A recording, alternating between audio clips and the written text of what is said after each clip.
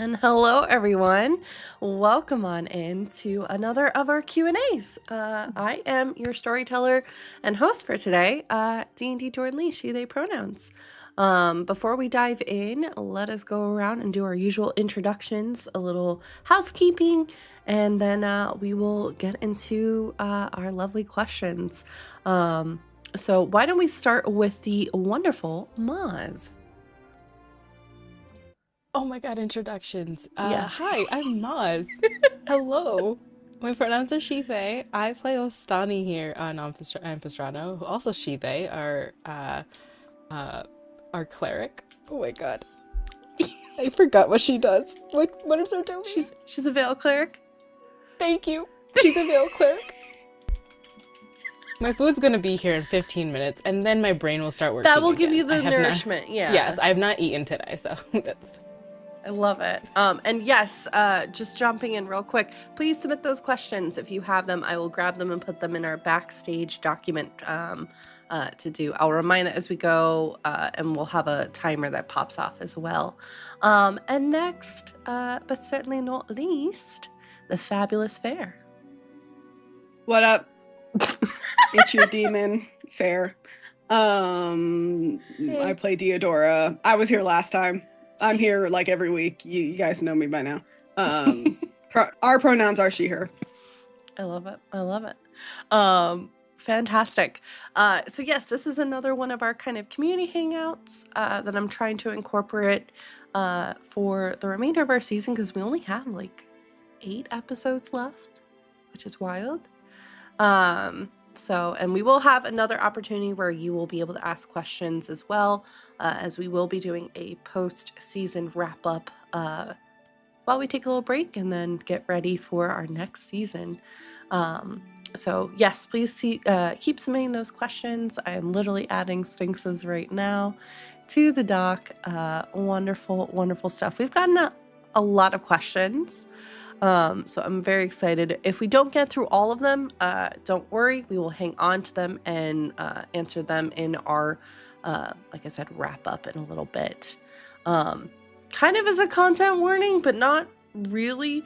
We're going to be discussing everything Ampistrano, tabletop, etc.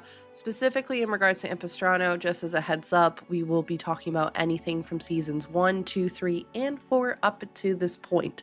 So if you're not caught up, hey, save this for later. Come back. Come back to us later and be able to tune in. But otherwise, if you are one of those, hey, I don't care about spoilers, good on you. And we're happy to have you here. So give me 1 second. I'm trying to do too many things all at once. There we go. So our very first question actually comes from Sticky Peanut for all of us. What would you say are your main inspirations for your characters? But for me, both PC and DM control characters and world state. I just love to hear about what made these characters and what you all use as a reference or inspiration to guide their actions forward. For me, and I'll start off, for the world itself, honestly, and I've talked about it a little bit before, I get really inspired by the music that I listen to, the media that I end up taking in, such as, and I do talk about a lot, anime, for instance. There have been influences of like Inuyasha, Yu-Gi-Oh, which is still one of my favorite things that Fair, I guess, did not see Yu-Gi-Oh on the sign-up sheet and then signed up. Favorite bit of lore from that. Atlantis, the Lost Empire, Sailor Moon. There's so many different, Wolfwalkers is another in regards to like the shift weave stuff. So I just get inspired by everything. There's also a really great artist known as Josephine Wall that I studied when I was in high school as an art major. And she liked to play with the idea of dreams versus reality. And so all of her paintings you don't know if it's quite a dream or if it's not. And I really liked that as a kind of theme to focus on, because I wanted to have a world that was like that, of like the wild stuff is happening and you don't know if it's real or if it's a dream, or what is that line, and being able to explore that. And then there was one other one, but I'm blanking on it right now. It'll come to me later. But that largely shapes the world that we live in, as well as like the people that live there, for me at least. So how about you, Maz? I'll popcorn it over to you. Same kind of Thank you very things with Atlantis, the Lost Empire, and what's the thing? Honestly, I was watching a lot of Ampistrano and being like, if I could be in this world, where would I be? And the biggest influences,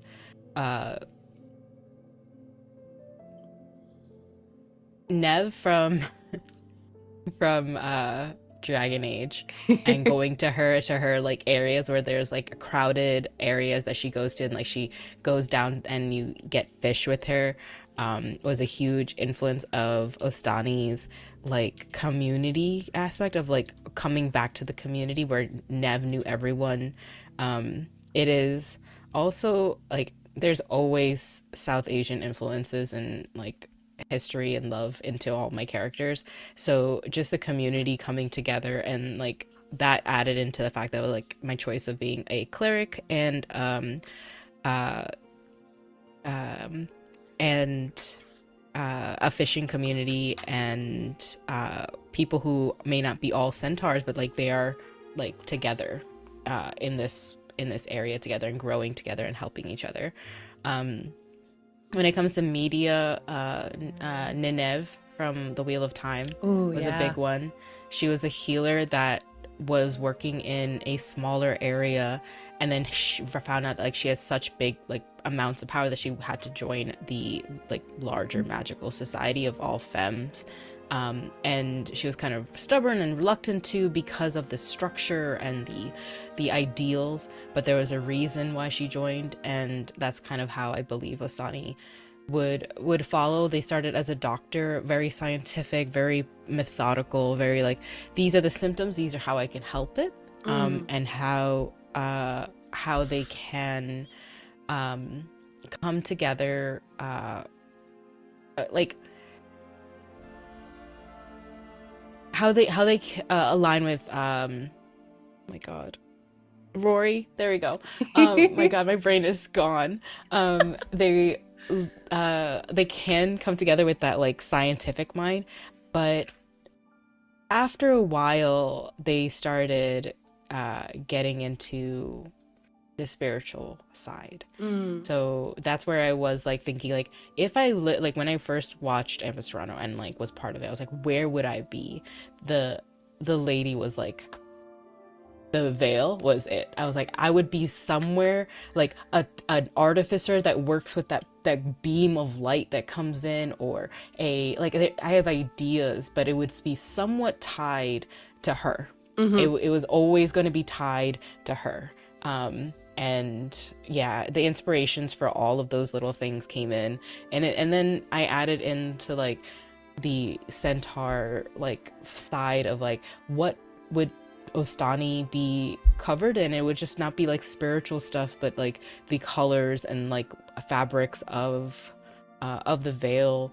But I also didn't want it to be like, oh, since I'm a cleric, I'm so religious, I'm not without, not to be ostentatious, but without decorum, without class, without style. So I see her as like, my spirituality and like my belief in this is more than just like worship. It's like, it's a part of life, and I want to represent it on me as well as a side of me, as well as like something I follow. So that's why she has those bells and the bandolier that she has, which I want to it's from Abhorsen. If you have ever read that book series, it's about a necromancer that each of the bells do different magical things to control spirits of the dead. And it was the biggest canon thing part of my life, because I read it and I was like, I like this. I like this, and this is going to be a huge part of my personality. So anything with uh, when it's like death themes, or and Spiritfarer. There's so many inspirations. Yeah. So many inspirations. Spiritfarer was a big one for this. I told Jordan, I was like, I want to be a Spiritfarer. I want to be in the water, or like some kind of at the gate, helping like as a keeper, keeping the gates not sealed but open, just so that people can still go through, but like protected from things coming into our world. So lots of things influencing Osani. So many little parts of it that came into making Osani. And I love her so much. We love her. Fair. Well, I just start off by saying that, like, I don't know if when I built Diodora, if I had any real inspiration for her. It was more so, where is the gap in this party that I need to fill? Because that's for like longer term campaigns like this, like I do try to like do that, like see like what is missing, and like from like a mechanical aspect.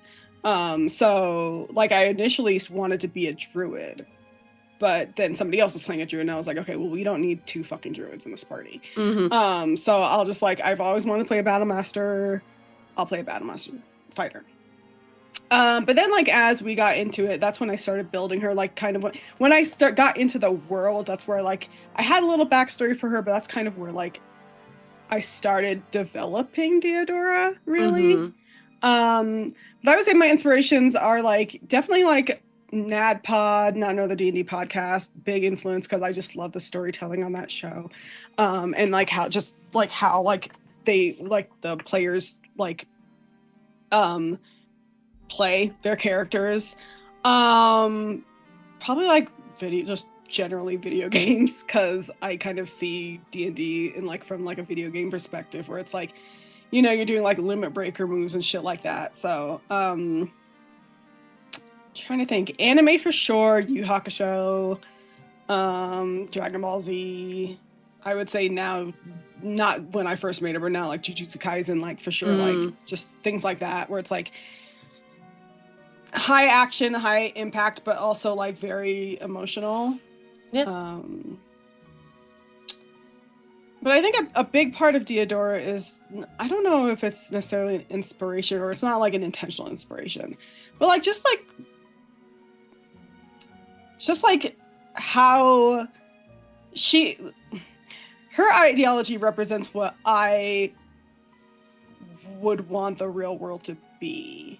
Yeah. She comes from that mindset of being like, and I think like mods like Astani's kind of the same way, where it's like they both come from like similar communities where it's like everybody's helping everybody, like nobody goes without, things like that. And it's one of those things where it's like, it's what I feel very deeply, like how community should be and how society should just be in general, because like we're all forced to live on this fucking planet together, so why would we not work together to make sure it's fine? And yes, there'll be conflict, but like it don't gotta be what it is now, you know, right. Like, you know, I mentioned it last week too, but like I think a little bits of like scandal, and so much like, again, wanting to like tell a story, wanting to tell a scenario, something that happened in real life, but give it like a good ending instead of like what it actually was. Yeah. So yeah, I like, those are kind of like, I think just generally where my inspiration comes from. I wouldn't say like I'm pulling from any one specific thing from these things for Diodora. It's just like, that's just kind of like storytelling perspective, like that's where I get things from, like that's where I get ideas and inspiration from. Diodora is still like a person that I don't even know what's going to come out of her mouth half the time. Like, so, which is the same for like all of my characters. I don't know how they're going to react. I just sort of like, I make the character, I build the sheet, and then I kind of just let whatever happen, and that's the character. So I don't really go I don't really go into character creation with a lot of thought. Or it's very rare that I do. But yeah, I think that's kind of it. Just like, books that I've read, comics, just like a bunch of just different things where it's like I really liked the way this story was told, or I really liked what drove this character. But yeah, I think, and just like the idea of just like from like her background, like where she's from, like the idea of just like, again, like kind of like communal living and community living, like I'm sure Mott's and like a lot of other like people of color in chat know, but like a lot of cultures that are like, you live in like a multi-generational household, it's like that's usually like cultures of color, it's a very Western ideology for like people to like move out and go off on their own and shit like that. So I kind of wanted to sort of pull from that too, that idea of like, yeah, you can like be grown and still live like with your family, but it's fucking fine because people do it all the goddamn time. It's just in the Western world we think it's weird for some fucking reason. Yeah, so. I think if I can add on, I think it's been really cool, and I've been very honored that specifically in both of your cases and in April's case as well with Aurea, each of you wanted to bring your own history and experiences into the game to leave a mark on the world. It's been really fascinating for me, and just really, really kind of cool, for lack of a better term, just to be able to pay homage to such wonderful people, but also cultures as well, and to do it in a way that's respectful and not appropriation, etc., which we do sometimes see in the TTRPG space, but handled with that sensitivity. Because I know, Farrah, you and I've had long conversations about what Deodora's living was like before meeting up with everybody. Maz, you and I, we've talked too at length about similar with like Astani down to and I think this was, I'm not gonna lie, the clue that Astani would be a fashionista, just the amount of intricacies with what she's wearing, and I think that's so important, those little details. I love it. Yeah, it's so good. I'm obsessed with it. That's why I'm like, I need to ask Mott's like what every time you do, I'm now. Like, yeah, I'm like, I'm glad you asked. So how is she protecting herself in the rating? You're like, well, actually, and here's a Pinterest board for this specific outfit. Yep. This specific day. When we get back to the tavern, we'll talk about inner, like, inside wear, because again, you're coming inside, you have to change, and Astani got one of those fucking like old Hollywood robes with the feathers on the fucking like the seam or whatever, was like flowing, and you can tell like coming down the stairs very dramatically because her husband just died and she doesn't know why. Like that. I don't know.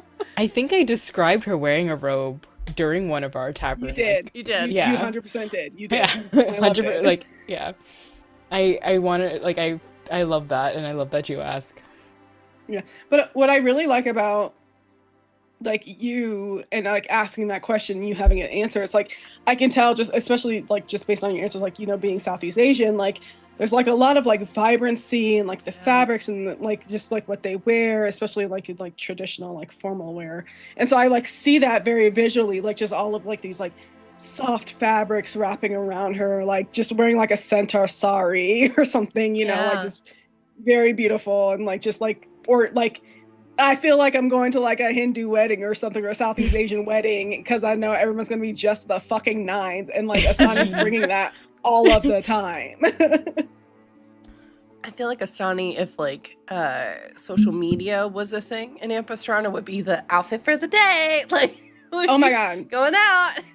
Peak is social media. She has like thousands of likes or millions of likes on TikTok, like no questions, just for her outfits. She doesn't even run it. She just has like she doesn't show herself. It's just constant outfits for the day. Yep. But like I just imagined a person who's not an adventurer, who has been part of the temple and now has to do heists.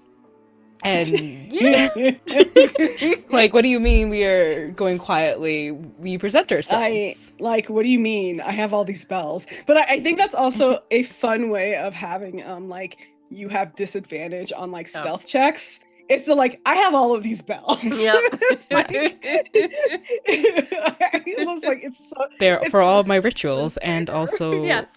they're pretty. It's not that Yeah. you're Why would clumsy. you- It's not that you're wearing anything heavy. It's the bells, and I love that detail. Yeah. Like the bells too. I really like that. Just that little detail about that. Like that's how like she like calls for the spirits, or even like casts spells and whatnot. And like I don't think I've read the book series that she mentioned before, but it's like God, I wish I could think of like what it is. Like there is something that I've like that had like a similar vibe where it's like you ring the bell, there's different bells for like performing different things, and I can't think of what it is right now, but like it was very familiar to me in like a very like a nostalgic sort of way. Like I was like, I fucking love this because it's like here's a little bell, it does this, it does that, and it's just like I just loved like just the idea of like it being very like sonorous. Yeah. And like hearing it. So Yeah. One question I I want want to do more of that. Same. I love that. I eat it up when you both do it. I know Sin does it as well, especially now as he's getting more into costume changes with Rory. I love it. I love that stuff so much because I think you get so much from that vibe of the character without them even saying something. It is that aura when they walk into the room. One question I wanted to that Peanut's question actually inspired, and I know Fair and I have talked about this a little bit. Have your characters changed at all in your minds from where we are now to when we first started talking about them?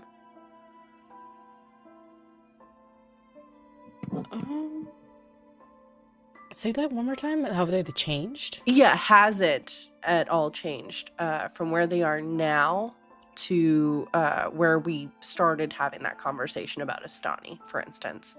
Like whether it be, hey, I pictured them with an accent. They don't have an accent. Okay. Things like that. Yeah, I did. Ostani is supposed to have more of the British English, like Indian English, like kind of accent. It is purely because I forget. Because I have to bring in my mom and also my family a little bit in the morning, and it's an actual challenge because you're trying to do like something like, and that's it. So if you see it coming back, it's because I remembered. But other than that, she is exactly how I envisioned it from the beginning. I just wanted to add more and more of the like fantasy elements that I liked, the narrative things that you want to add into your character because they're joining into something a little later. So they're like what made them from a doctor to or a healer to part of this faith, but Jordan does it well, so like a lot of it happens. For me, I'm gonna get my food, but yes, go get nothing your food. really has changed aside from the accent. And I'll say that even though you don't often do the accent, you could tell that you just by the way that she like pronounced certain words that it's supposed to like the accent's there if you're not doing it, in my opinion. I agree. I mean, I had considered giving Deodora an accent, and I did try it in like episode 1. I was like, no, I don't feel like doing this. Like right on the floor, I was like, I'm not fucking doing this. So I do think her voice has changed over the years. Like I don't think it was as gravelly, sort of low, husky as it is now. But like I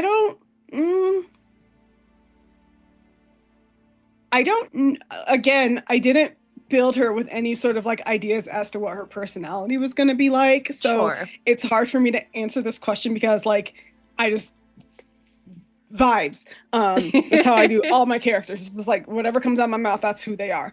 So like I think like just as a person, she has changed, obviously, because experiences change you. But like in terms of like how I play her and like what her philosophies are, her ideologies and things like that, like I don't think anything's really changed. Like she's always been very stalwart and sort of set in like what her beliefs are, which is like just like and like sticking up for like people who won't stick up for them, who can't stick up for themselves, and like being like getting mad at authority because they're fucking up so bad. Yeah. That's kind of just been her from like the first episode. So no, I don't really I think she's I mean, maybe Jordan has ideas of like how she's changed, because maybe it's something I don't see or notice, but I think for the most part she's kind of played the same way as day one. So one of the things that and I still think this is one of the smartest decisions you made, and I remember the moment distinctly, and it was in the first session too. Right after I tried that accent. That accent, yeah. I want to say you started talking, and you're like, no. And I was like, you're like, no.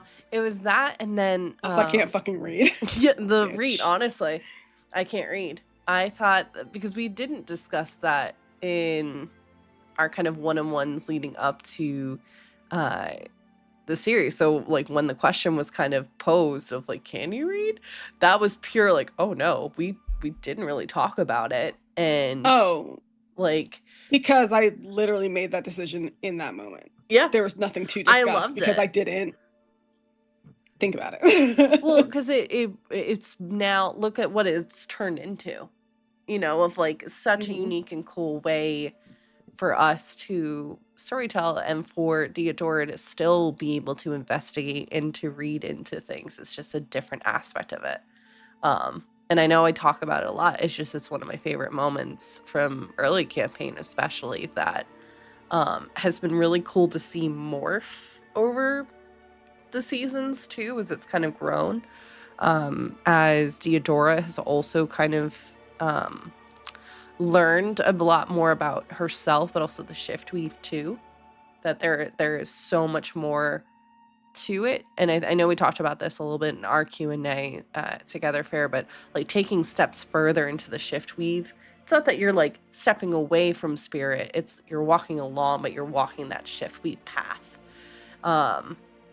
which is just so interesting, you know, to just kind of see. I think one thing I've always talked about, and especially in our kind of post episode kind of wind downs and stuff, is I do really love seeing for Deodora specifically, she can, if you don't know her and you're not on her good side, she can come across as harsh, but she's got such a big heart, and she is actually like very gentle, very caring, but she will fuck you up if you're on her bad list. Like I love that duality with it, because I think it goes against kind of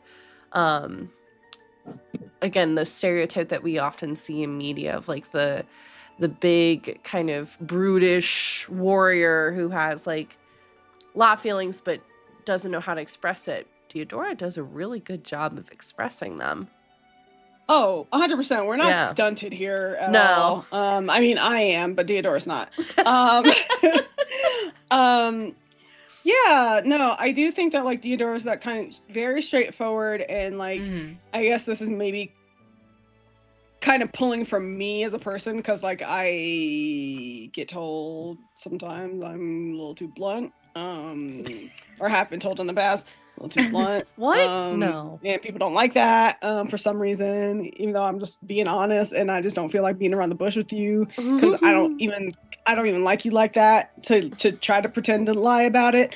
No, but like Deodora, I think she's just very blunt, like straightforward, and like again her beliefs and whatnot.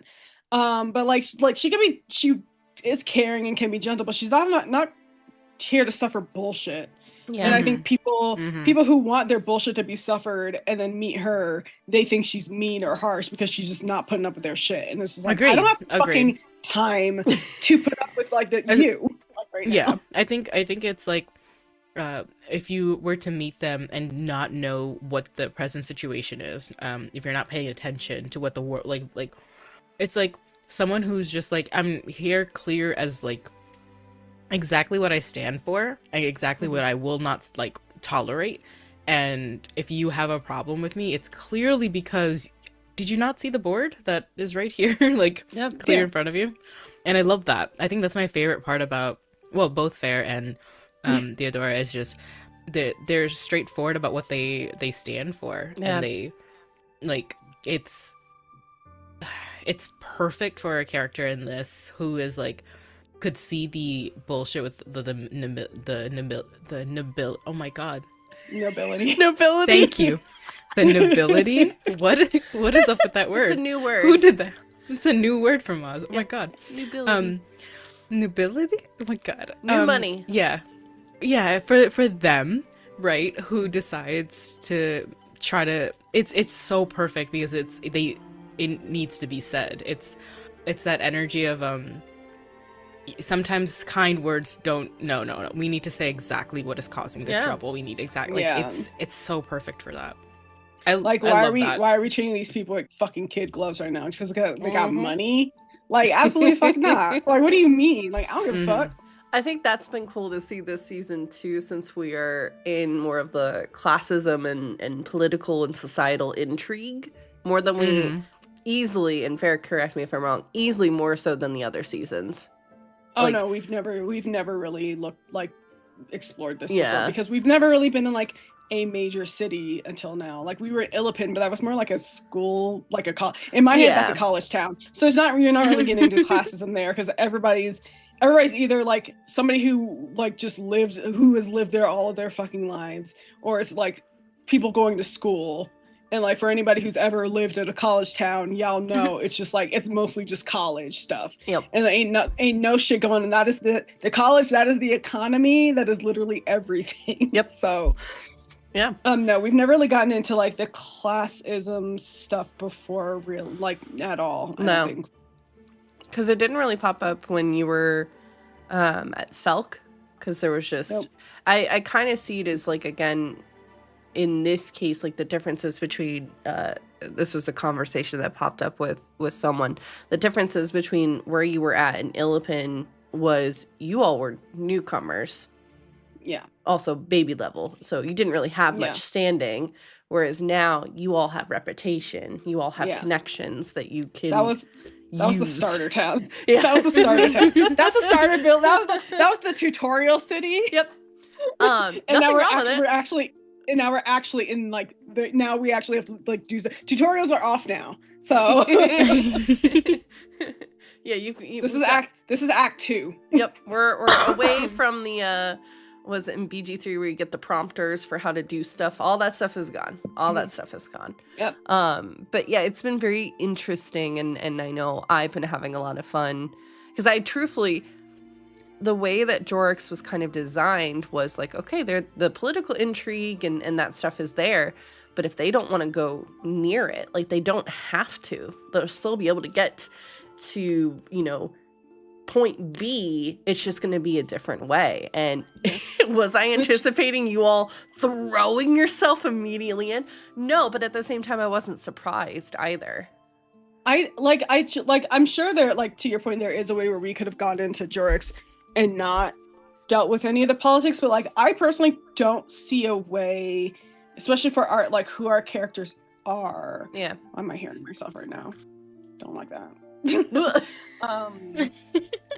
Just like who our characters are, and even before like we met Asani, like just like Rory and Theodora, like it's just like to be involved in what is going on in the city, you have to be involved in the politics. To be involved, to give a shit about like the people in the Strand or like the people who are going missing. I don't see any way where you can divorce politics from that, because it is inherently political and about classism, like it's like what, like the whole thing was when we first got there, it's like, well, these noble people went missing, and like the crown guards are really looking into that, but nobody's looking for Aerie, who also went missing around the same time Yeah. because she's poor because she's a servant. Like, what do you mean? Like, nobody's looking. So like, I don't think that you could tell the story that we're telling without delving into the politics of like the city. Agreed. No, it's as a world builder, it was like, okay, well, what I see they could very possibly go that route, but they might just be like, fuck all of this. I'm just gonna get what I need and get the fuck out. And I never want to force players to like stick to a particular quest line if they're not interested in. So it was more so of like looking at the whole picture, hoping they'll do, the political societal intrigue, because I think that stuff is interesting. Especially since we've talked about it. There's a lot of similarities to what's going on today happening in Ampistrano. And at least in Ampistrano, we can do something a bit more, So yeah, it's been a pleasant, not surprise, but it's been really cool to see. Yeah.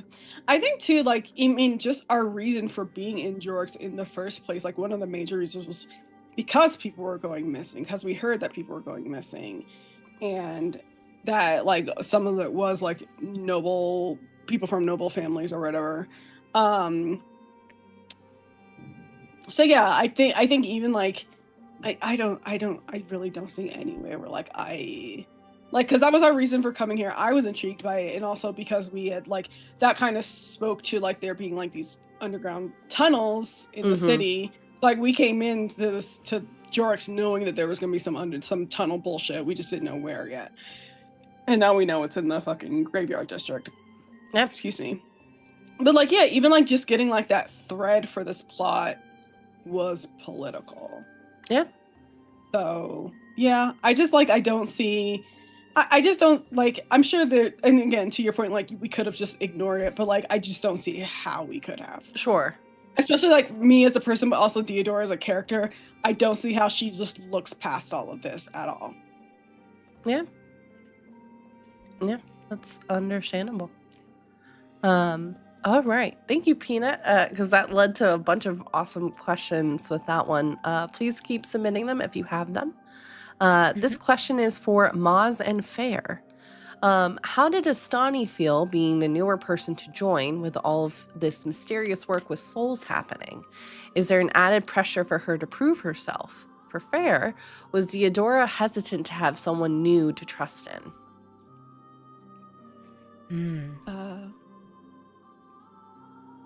I think, yeah, it was, I think it was the first couple of episodes where Ostani didn't know where to talk or like interject or see where they were hoping to help in. And then where Rory was concerned if they could handle it. And they're still going to go through, I don't think just because they had one moment of fear and frustration in this that they're just completely fine. They're still going to go through multiple of these dips, not even dips, but just moments of doubt, moments of like they're not knowing what to do. Yeah, their world is expanding in what they did not know before, and they're understanding like how many things are done in the background, how many people are like against this huge group that's trying to stop everything. So I think they're feeling this currently. I think, what's the word? Previously they were feeling like not knowing where they fit in, but now it's not like they know exactly where they fit in, but now they're forcing themselves in. They're like saying, this puzzle piece, this group has come together in many ways to do this. Seeing how the souls are being affected, I will make my move. I will do something about it. I will add myself to this, because now it's like it is an issue for all of us. Yeah. Or did you have anything else to add? I don't want to interrupt.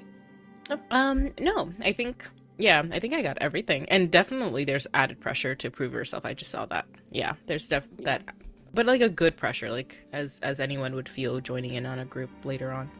Yeah.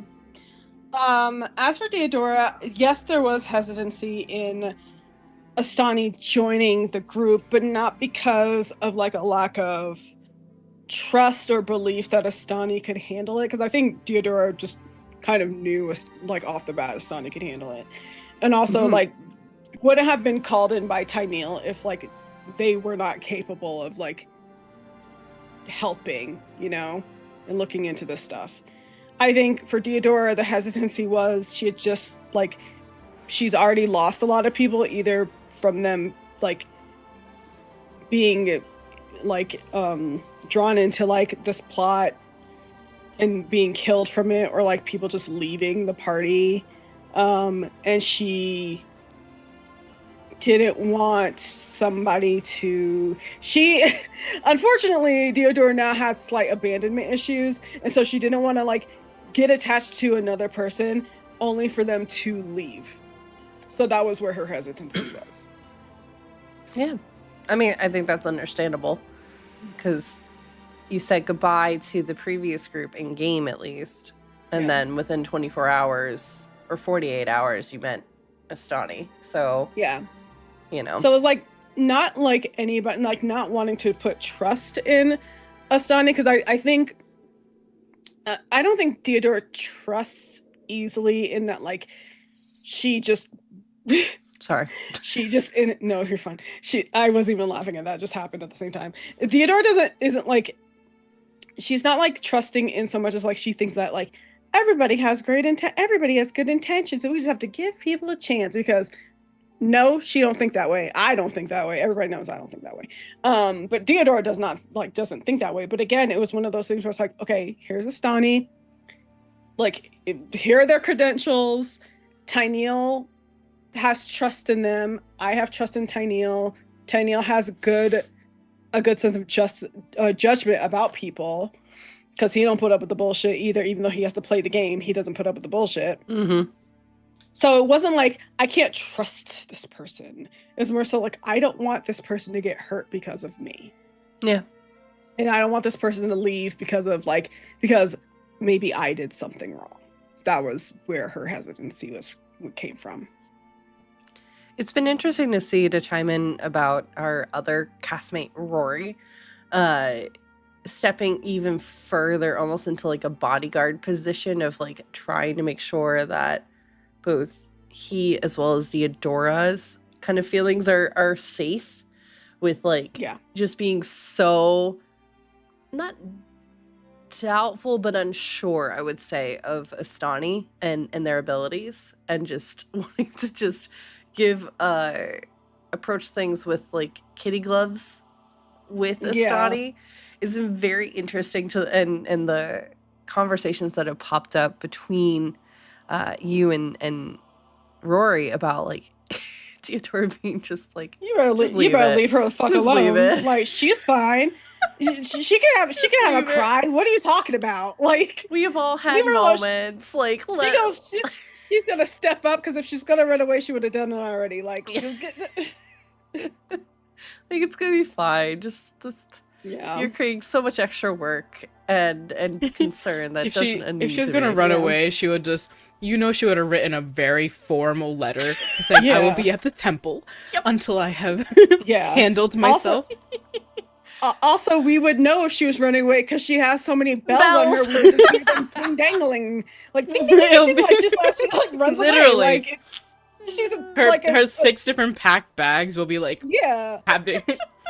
Don't worry, I'll send my attendants in to. Yeah, a giant half horse person. You think we're not gonna notice she's gone? Like, they got a whole arrangement of bells, much like the Hunchback of Notre Dame. Just like so. Yeah. Oh, go ahead. I think I love that though. I wanted to say, because when a new person comes in, it rarely gets that moment of, in campaigns, of like, we have to immediately be like friends, or we have to immediately connect, or we have a mission, so same motivation, so we're there. And it's like, it does move it forward, but it moves what forward? It moves only like the full narrative. But we like the fact that like Rory was kind of doing the gloves and like Theodora was like, no, she's can handle this. Showed this like showed so much more of um I can't remember. It was perfect. It was exactly what I wanted.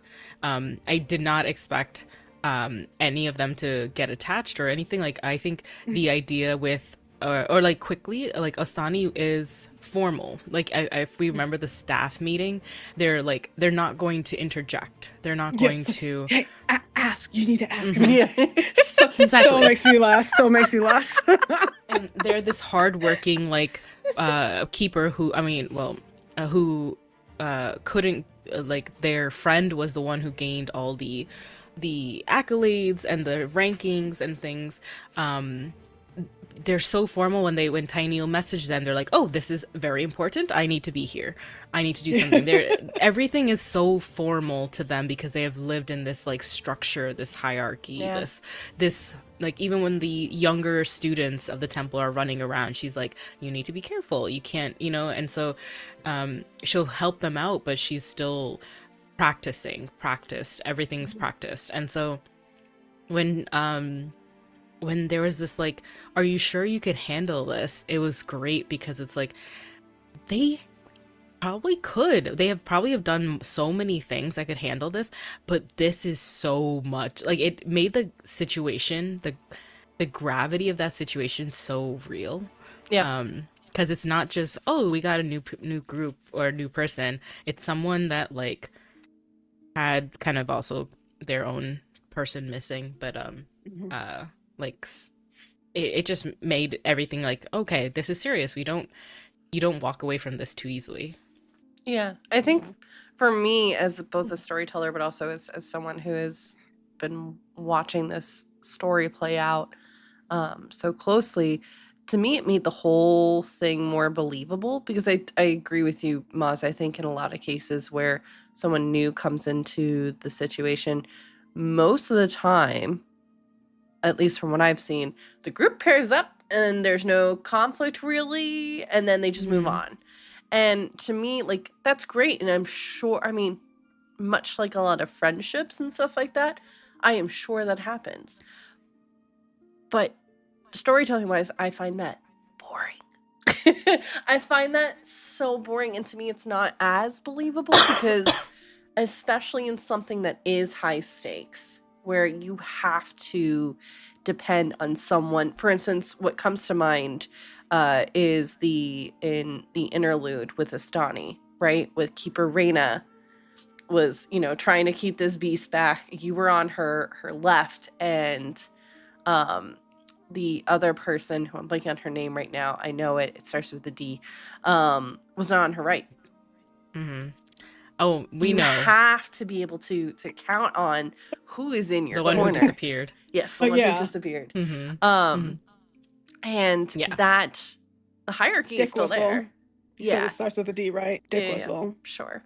The hierarchy is still there, right? You have Keeper and then the Watchers and then the Fledglings behind. But there has to be that trust. Yeah.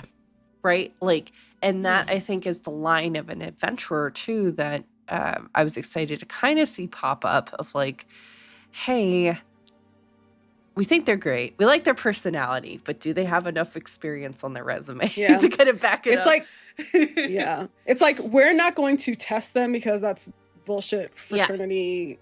Like, we don't do hazing, but this situation is going to test them. Yeah.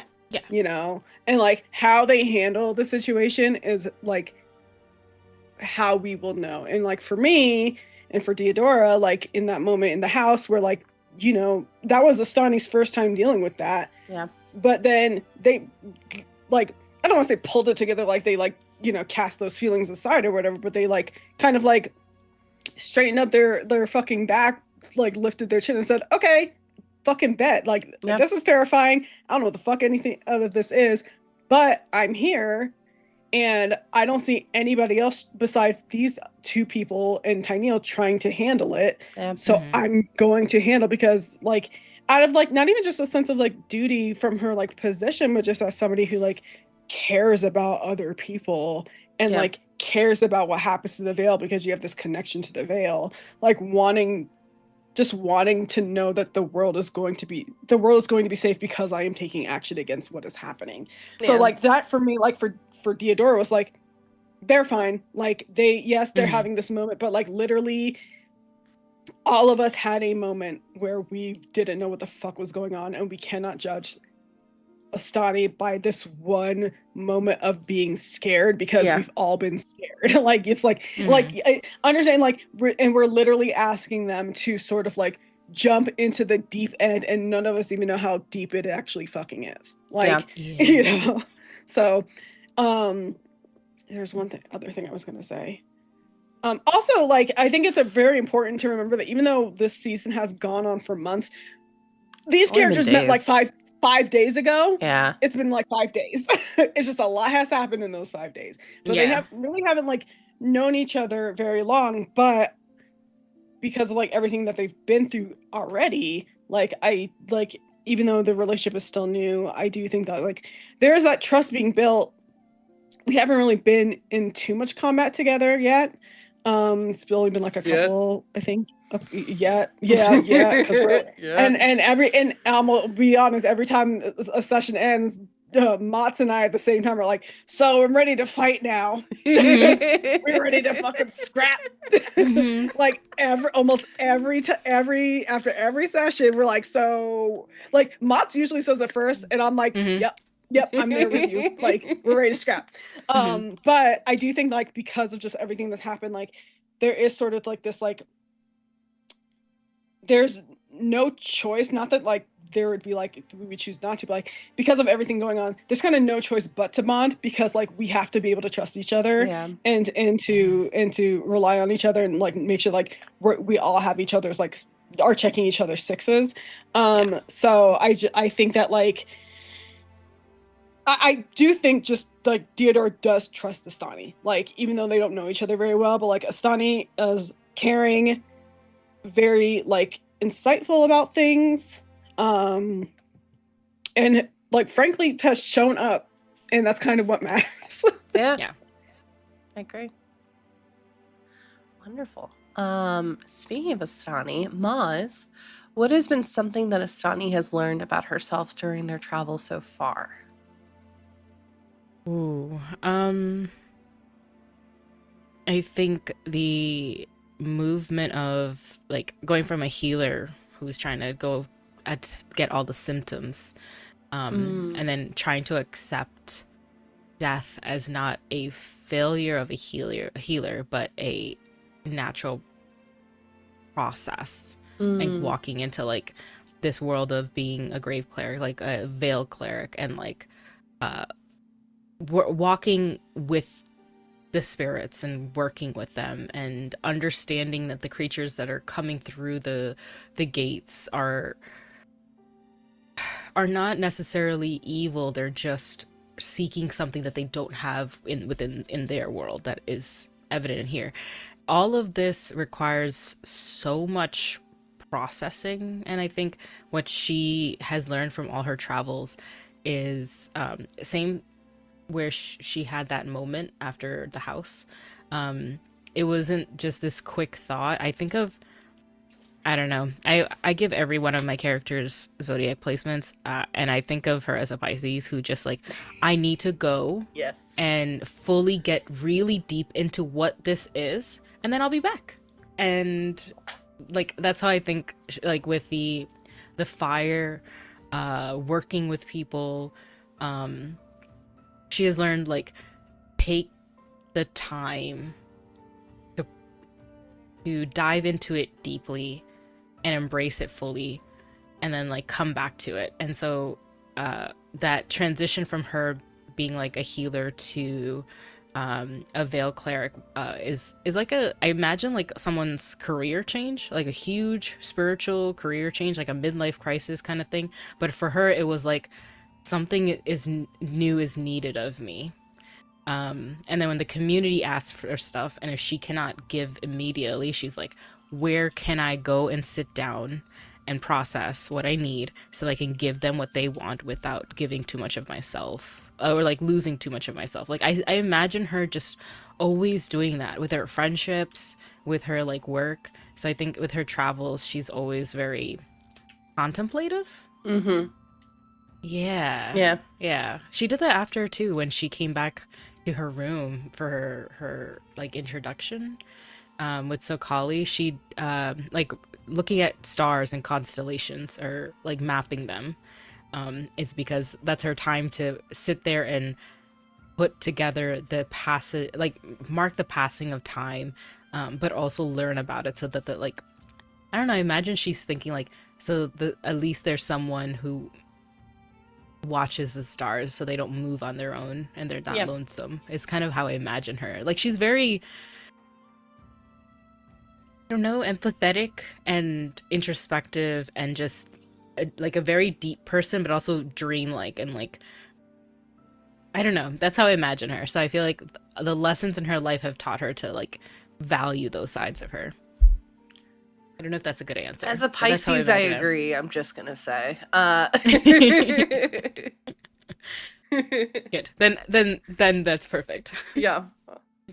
That's our whole deal for sure. No, that's fantastic. As an Aries, y'all both need a little bit more give a fuck. I'm a Pisces, Aries, Pisces, which is a dangerous mix. You're mostly Pisces, I babe. am mostly and that's Pisces. that's all I need. That's all I need to fucking hear. Like that Aries might as well not even fucking be in there. It's there. That Aries pushes you forward, and then does.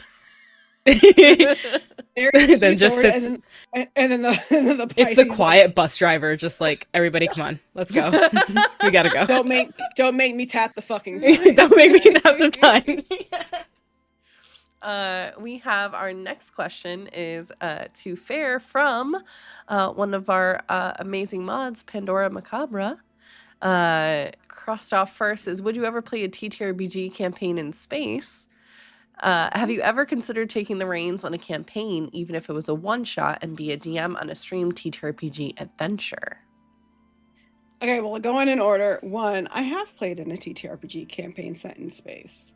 Scum and Villainy, which was recorded a couple years ago, that will be uploaded on Dibbles and Dice's YouTube channel, is a space opera campaign. I'm also currently in an offline campaign that's set in space, but it's not about like space exploration. Like neither about space exploration. Like this is space like Cowboy Bebop is in space. You know what I mean? Like space is the backdrop. It is not like, that's cool. Well, in parts of Scum and Villainy, like it does become sort of like a character in and of itself, but it's like the backdrop of space, but space isn't like, doesn't play a big role in it. You know what I mean? Like Scum and Villainy, it's set in space, but literally it could probably be set anywhere and still be the same type of game. Same with I'm doing an offline game that's currently in space, and it has similar vibes to Scum and Villainy, but it's more horror. It's called Mothership.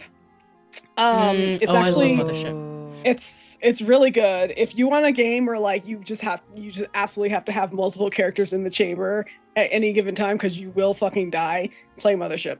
But we're doing an offline thing, just like a home game. But yeah, I mean, I have played games. I have played TTRPGs in space. I think there might be others, but I can't think of them right now.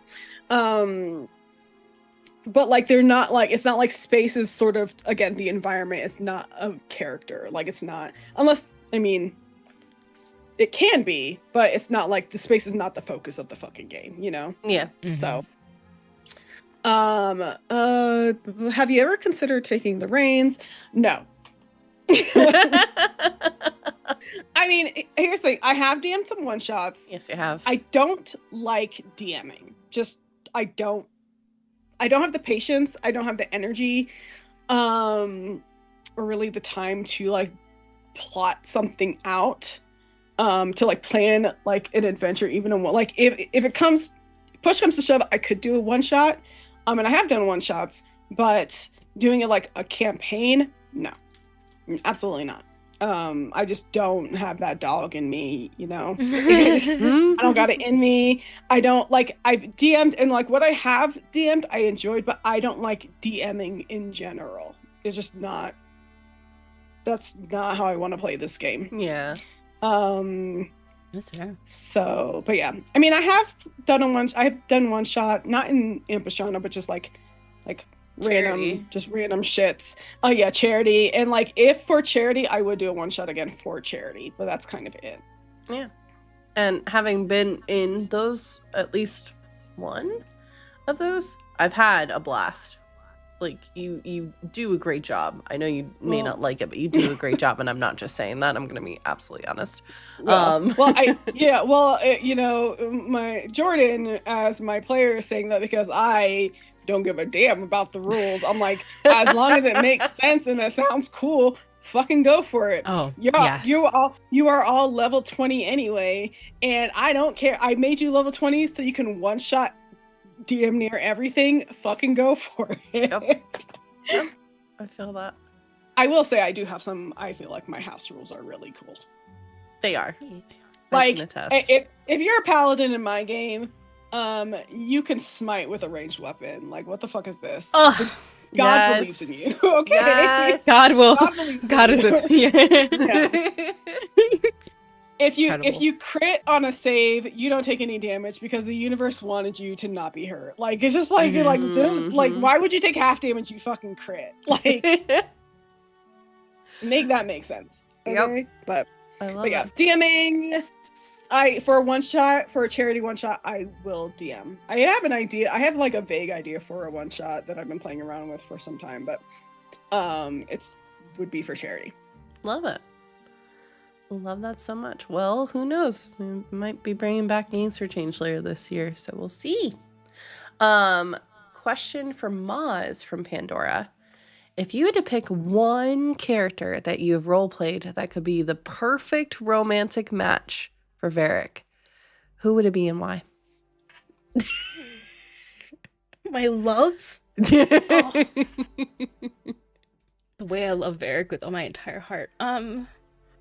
All of them. It would just play a polykill. No, I'm kidding. I mean, I feel like Varric would be down with it. I'm not even gonna lie. I'm loving that is such a Pandora question. It's such a Pandora question. It's crumbling me from the inside, and I'm like, let me think. On it, I would make my rook from Veilguard. A rogue. I have a rogue character that I've roleplayed, who's worked kind of like in a thieves guild, and the only way that she was kind of known or like heard about was because kind of like how Volo exists in D&D, he would always be in the background. There was a character in a campaign who acted like Varric, who would write stories and had like a pseudonym for her, and like they blurted by pretty much like her like being behind him or like finding him for like more information because he was an NPC, and being like, what does she do now? Oh, how did you know about me stealing that? And him saying like, steal what? Who stole what? She stole something. Did you do something wrong? And immediately her like zipping up her mouth being like, I did nothing.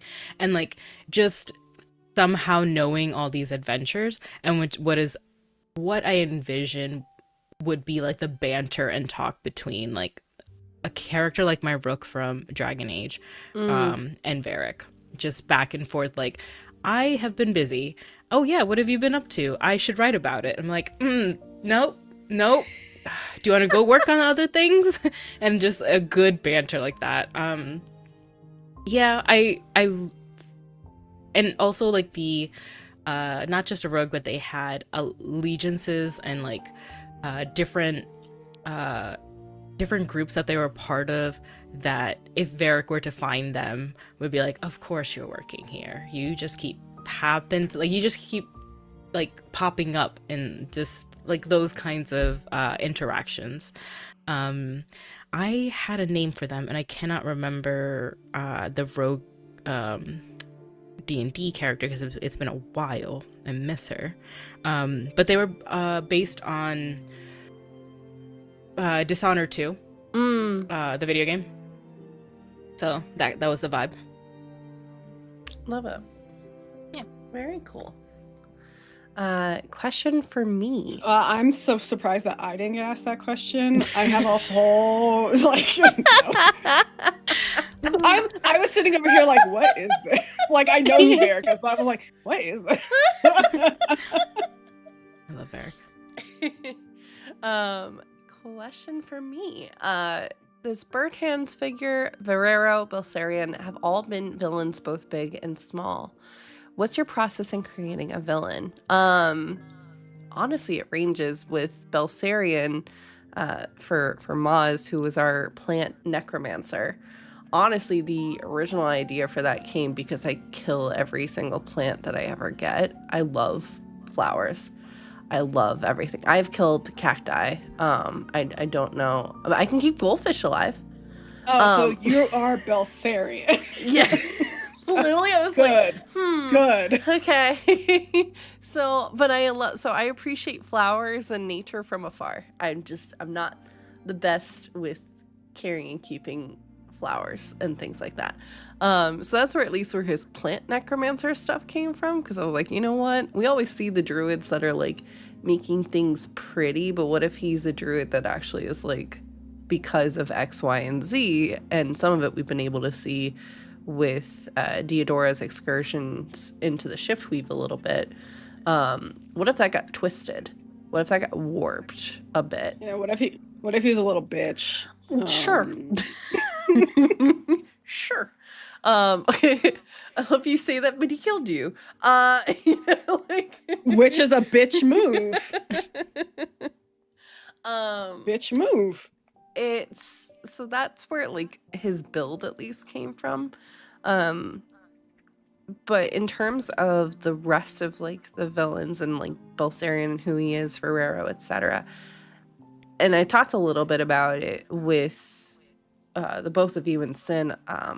I find villains in a lot of media to largely be not boring, but just too simplified.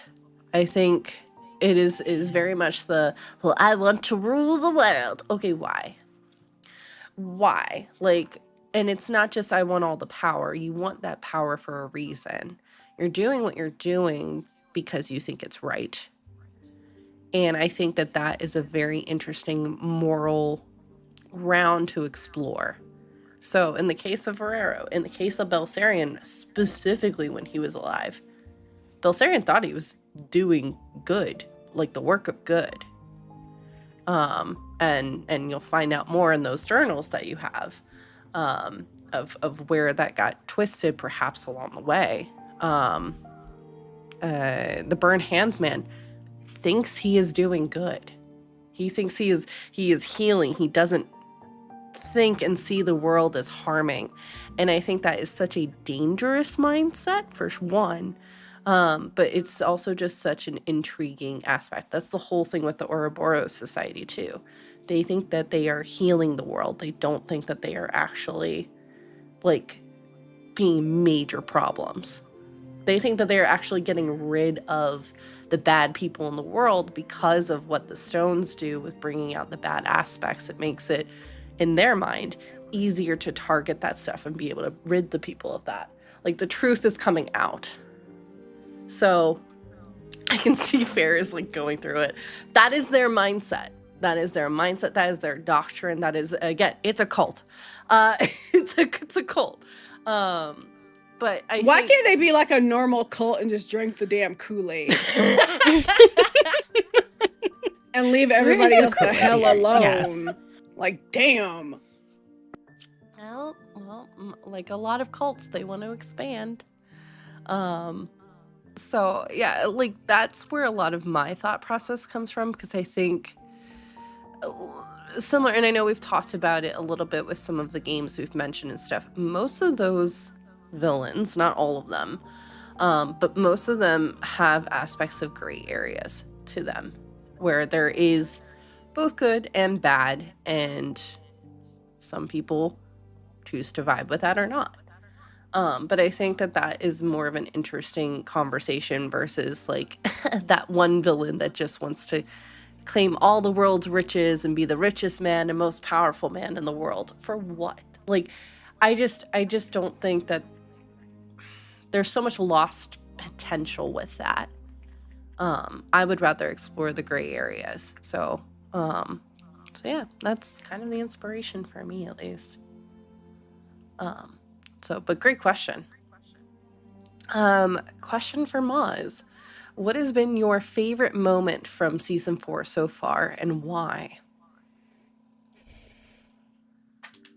There's so many. I will still say the first time we were all meeting up, and then Rory did the like room. Yeah. And we were just there. And can you imagine that's your first interaction with everybody? I'm like, you just walk in, you're here for a meeting, like Ostani was sitting outside, like, and then like did not know who they were going to meet with, and just immediately that happened. Still is so good. And also the pierce the veil spell during that was really fun. Mm-hmm. I will also say when they were in the shift weave, I believe, right? And they were turning around to see if when they cast a spell on Deodora's heart. Yeah. That was also a really good one. I think on my soul. Yeah, that's soul. That's what it was. Yeah. There's so many though. I think cannot remember the NPC's name that was so funny that you voiced so like well with Rory when they're trying to find out information, and then Benji. Rory comes. Benji, yeah. Yeah, that was so good. There's so many. I would say those are at the top just because of just how much everyone described their interactions and the stumbling around with each other, which was really fun. No, the heist one, that one was good too. Everyone, I remember Rory was just like, okay, now we're going to go up here, going to do this, and then I think I looked to the camera again, like being like, but I'm a centaur, I don't know what I'm doing. Just like hiding against the wall. I thought that was really funny. God, the looking for what door on the balcony is still so funny to me. Yep. For sure. I think if I could jump in, one of my favorite moments with just you, Maz, was the thing with the door in Tyneel's office. Mm-hmm. That, like, because I think it showed as well there's temptation. There's temptation with the knowledge. You could have decided to open that door. Would have gone against a lot of your stuff as a watcher, for sure. Yeah. But it was such a fascinating moment of like, okay, here's a moment where Astani is being tempted.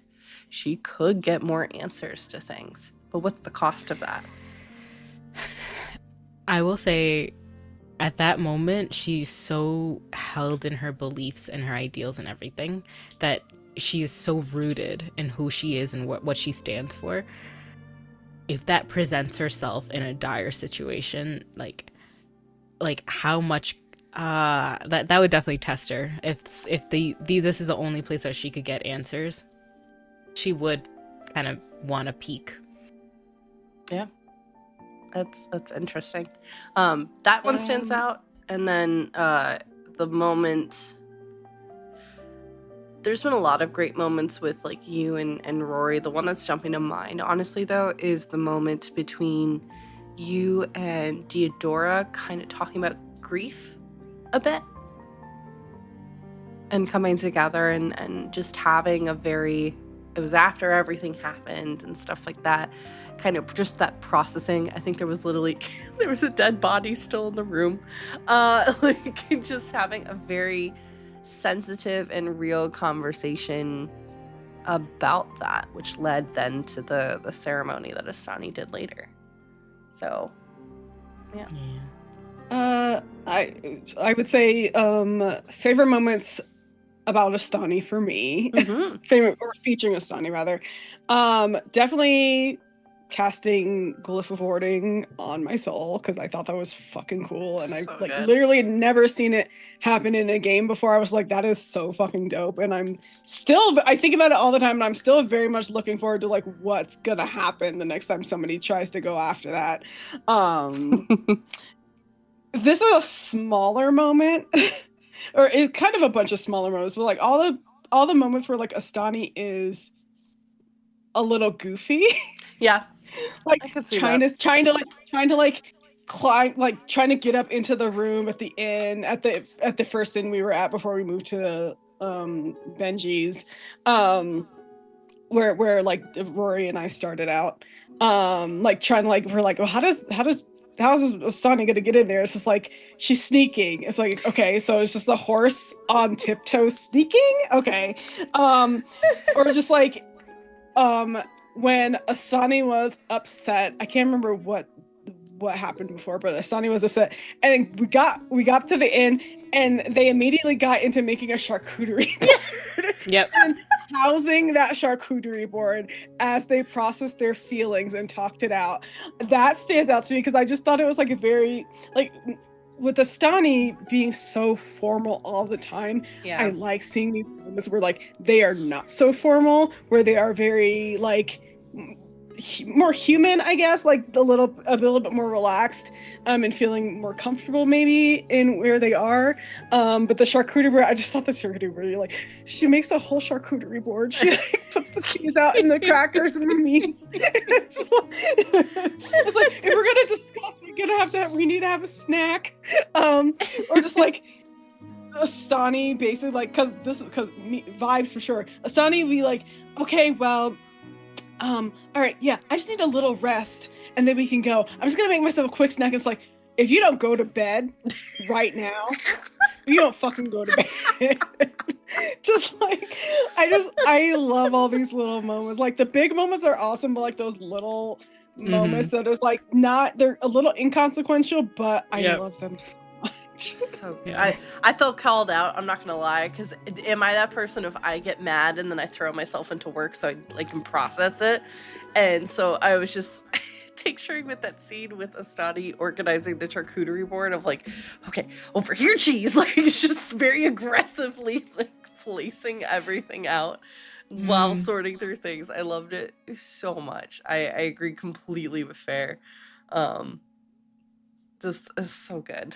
It's so good. Our next question is for the both of you. There is a lot being thrown at your party in terms of things to do and take care of. How are you prioritizing missions?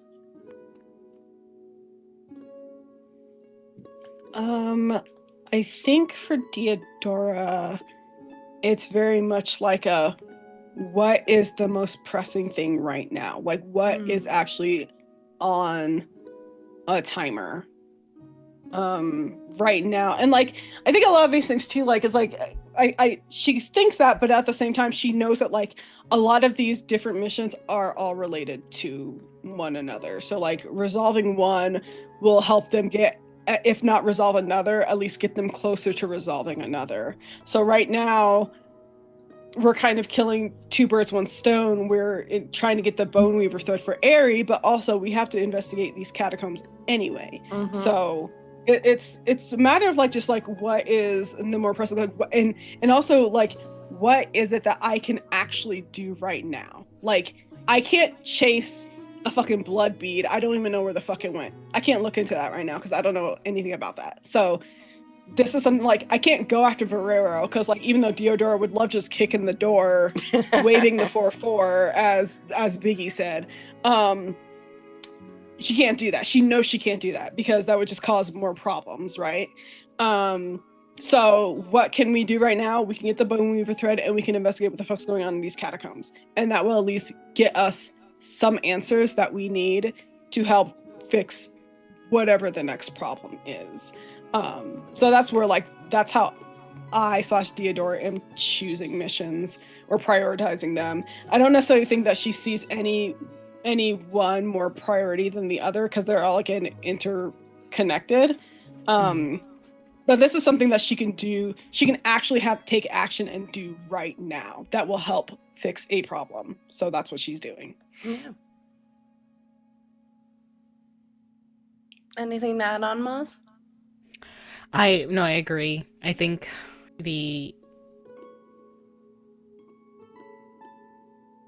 priority comes with like we are the three main people who are in it, as well as like Tinyl and like clearly other people who are concerned, but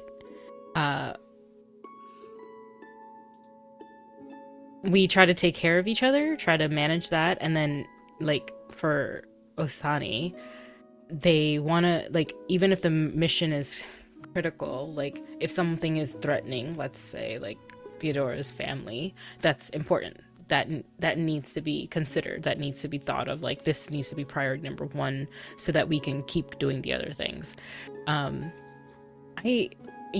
think that's also a narrative thing too, because it seems so hard to play in a campaign to be like we have to do a decision thing, but like you would. I think we've watched like Avatar, when like Avatar: The Last Airbender, when they all four have differing things that are all happening to them, but they have the singular mission.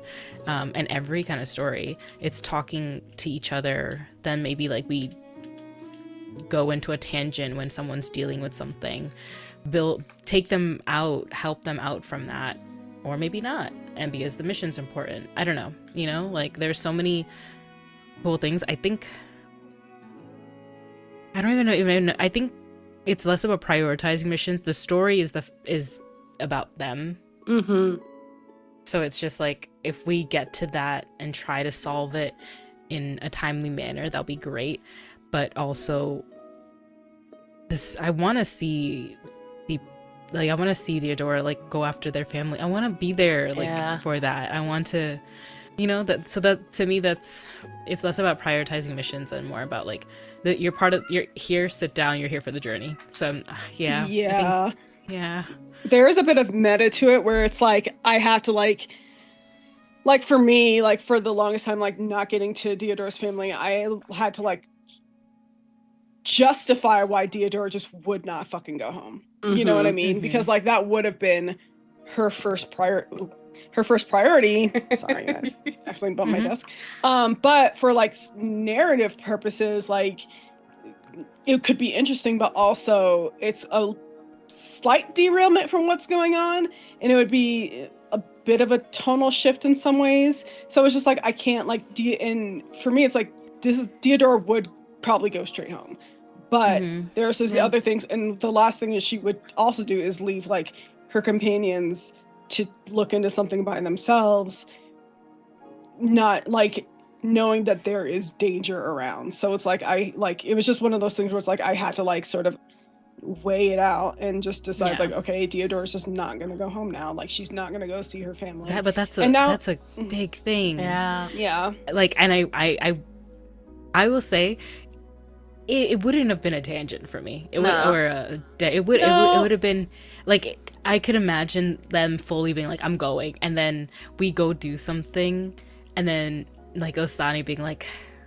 I know that this is important, but I have gotten accustomed to being being one of the like the triangles of this combat, and like Theodora being at the front, and knowing that she's not like doesn't have someone to help. I'm going, and then like Rory, you have to come. Like we're going, right? We're going.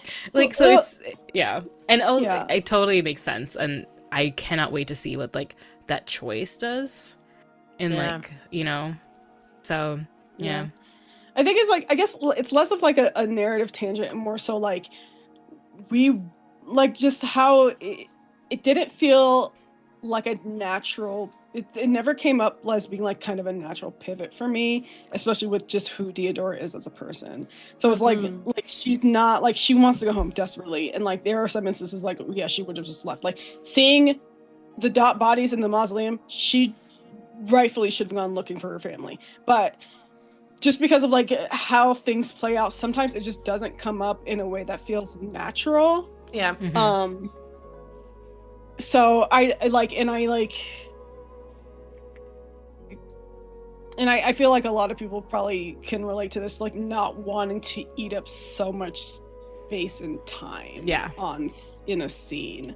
So it's just That's like so one of those things fair. where it's like, I don't want this to be the Diodora show, even though like there Right. has been like some like a kind of a bit more heavy focus on Diodora in this season, just because of like just where the story is. But like I like always want to make sure that like people at the table are also getting spotlighted, and I know Jordan as a DM is the same way. So it's just like one of those things where it's like I start feeling a little self-conscious. I'm like, okay, we don't have to do this right now, you know, like.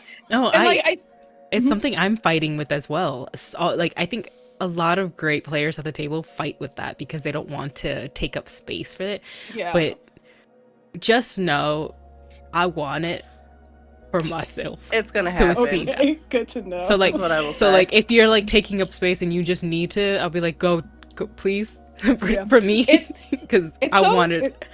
It's so funny that like we always push each other to do that, because like in Mhm. like the Monster Within, the Philly by Night campaign that I'm in, like there have been like scenes where it's like none of us except for like one person, like it's like Stimples and like Vin, for example, it's just them, just those two for 45 minutes, and I'm over here watching it like it's a fucking soap opera because it's funny to me. I'm like, keep going, please. I can just sit here and watch this the whole fucking time. This is fine. You do not need to pivot back to me ever at all. But then when it's like Mhm. my turn to like sort of be in the spot, I'm like, I'm done talking now. Like, so I don't know. It's just like one of those things where it's just like you get a little self-conscious, but also like just like not feeling natural based on like how Diodora is as a person and just Mhm. everything going on. Like I think like ultimately her going home would have brought danger, and so she's not going to. Yeah. But I think Yeah. Jordan did throw me a bone. We're having like her Diodora go into like that trance and Yep. like talk to her brother that way, and that for Diodora was like it helped. Like it's not Yeah. what she definitely wants like that physical face-to-face contact, like to like and to like hug him, but being able to communicate with him and knowing that it's like actually him, and like, you know, that kind of allayed some of her fears a little bit. So just as long as she can like have communication with him like uncorrupted, she'll be all right. She'll be all right as long as he like is also healing and shit, you know. Yeah. Because unfortunately she will destroy the city if something bad happens to her brother, so that is like her touchstone. So I think too, with that whole moment happening, it presented a really interesting duality again between all three of you, with Astani being brought here by not only loyalty to like the cause and stuff like that, but having that duty that's been given to her from the Veil itself, but also Keeper Reyna. You have Diodora, who was put on this mission in the first place because the Lady of the Veil first asked, and then it exploded into everything else that's kind of been happening. And then Tyneal asking for help with a thing. That moment of then Diodora being loyal to the group and the cause, but also then to her heart, to her home, to her tribe. And then obviously everything that's going on with Rory too. Same thing. Cause, duty, etc. And it just presented for me, because I truthfully didn't know. I was like, we could go back. There will be consequences, but there will, like, you could go back. I'm not gonna like take that away from you, because I think that's just ugh. Yeah, but I know what's going on in your sick little mind, Jordan, and I wasn't gonna risk it. Okay, It's not my mind; it's the society's mind. Your sick little mind, Jordan. You are the one creating the story, bitch. Listen, I'm laying out the pieces, and then it is literally like dominoes falling into place on what you all do and what everyone else does. You're that Eric Andre meme where he shoots Hannibal Buress and it's like, oh my god, who did that? That's you right now.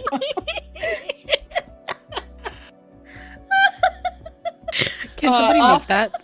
Off topic, 'Cause I that's did so make good. that for my boss the other day because she was talking about going to all hands meetings. I'm like, they're not mandatory, right? And she's like, yeah, but I'm going. So I'm like, so you can't complain about this. And I made that meme. I was like, about her going to all hands meetings at work. It's incredible. But like I said, it presented a cool moment with that, but also then since we've been diving into shift weave a bit more, and shift weave, as we found out in a prior season, you can find that line within dreams to do that. I was like, well, I am sure daydreaming happens. We all do it. Or even if you just dissociate for like 5 seconds, where do you go when that happens? Like, I think that's a really interesting concept, especially if you're neurospicy, to kind of explore. So I was like, here, this is the perfect way we can get that interesting thing and get that connection between Deodora and her brother and the tribe, and it not feel like out of place and like I'm just doing this to sate Deodora in terms of narratively. Everything had to kind of line up the way that it did, otherwise it wouldn't have worked. Yeah. So, yeah. But also, I mean, peek behind the screen. Like literally up until that point, literally after every session, I was like, Theodore needs to go home. Yep. So like, if we can just make, and then like something, and then the next session something would fucking happen. It's like, okay, we're not doing that. Okay, that's fine. And not in like a critical sort of like, okay, No. do what I want you to do. But it's just like, like, unfortunately, you're an adventurer and shit do be happening all the fucking time. I mean, again, we just met Astani like 5 days ago, so like, and already she like they are in the shit with us. So like, it's just kind of like, I think the consequence of like, to Jorda's point, those other parts still moving even when you want them to stop moving, and so you have to like sort of react to that. And yeah, and again, last thing Deodora's do is going to draw any more danger or attention to her tribe, so she's just like, okay, I guess I'll stay away because I know I'm being followed. So Yeah. What sense would it make for me to go there to see if they're safe if I'm just going to be bringing danger there? Yeah, it's a tough line. Like I said, I was very curious of what Deodora and you would do with that. Yeah. Agreed. Cool. I think we'll answer this next question and then we'll check in on how everyone's feeling. We are getting to our final questions unless anybody else submits any more. But Sleazy came through. Hold up. you can always count on Sleazy. Nice. Sleazy is on my yeah. Okay, I feel called out, and I was supposed to be the one being called out right now. Okay. Question for Maz and Jordan. I'm a DM looking to expand into homebrew and getting people involved. How do I go about introducing peers to my homebrew world and excited about it? So I think this is a nod to your Mushroom Kingdom Game of Thrones homebrew that you've been working on as well, Maz. I don't know if you want to start. Yeah. Getting people involved, it depends on what you're trying to do. I think it's always so much fun to get into a homebrew world when you can see yourself in it. And if you're building something all on your own, it's hard to do that, right? So the Mushroom Kingdom, even though a lot of it is mine and me just meticulously writing stuff, getting people more excited about it, how to get started into I'd say if you have an idea, get started. Don't think about the details. You really also don't need to be like me and have the entire world map, religions, what the water temperature would be like at a coast, because I know this next to House Corral would be cold, and I like, you don't need all that. You and I are the same. Yeah, like I love the details because I used to be that kid that would read the fantasy books and like get the maps, and I had, what was that, how do you pronounce this book? Is it Aragon or Aragon? I can never remember. Aragon. That map, I had that map, and I would map wherever they go. So like, find where you enjoy to start the homebrew, whether it's the story writing, how the world started, or the mechanics of it. How does magic work in this world? And like, what kind, if you were to build a character in this world and it's D&D, where would their magic come from? Is it primal magic, divine magic, stuff like that, and get into those fun things, and invite people to build with you, and keep like a set of, if you want to, like, I do themes with my Mushroom Kingdom where I'm like, these are great, I know where you're pulling this in from, but if it's too away from this theme, it might not fit in this world. But I, you know, so I'll say like, it's Game of Thrones, political drama, Mushroom Kingdom. Think the variety of mushrooms. The there is like a major religion, but if you have an idea for a house or a thing, like let's like work on this.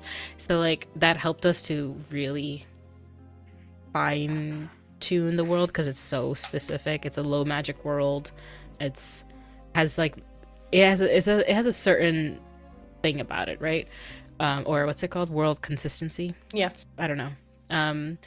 But yeah, invite people to world build with you. I do world building sessions with friends where we work on our respective worlds together, and then we talk about it for a little bit so that we get to be all excited about what we're working on.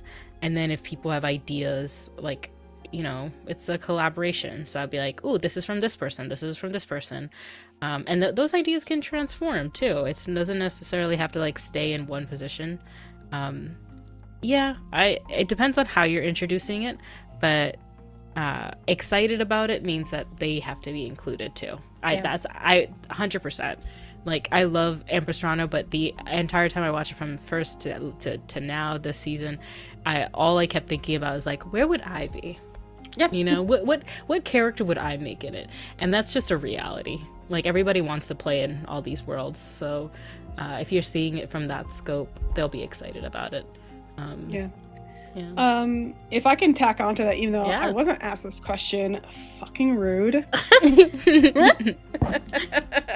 Like, holy shit.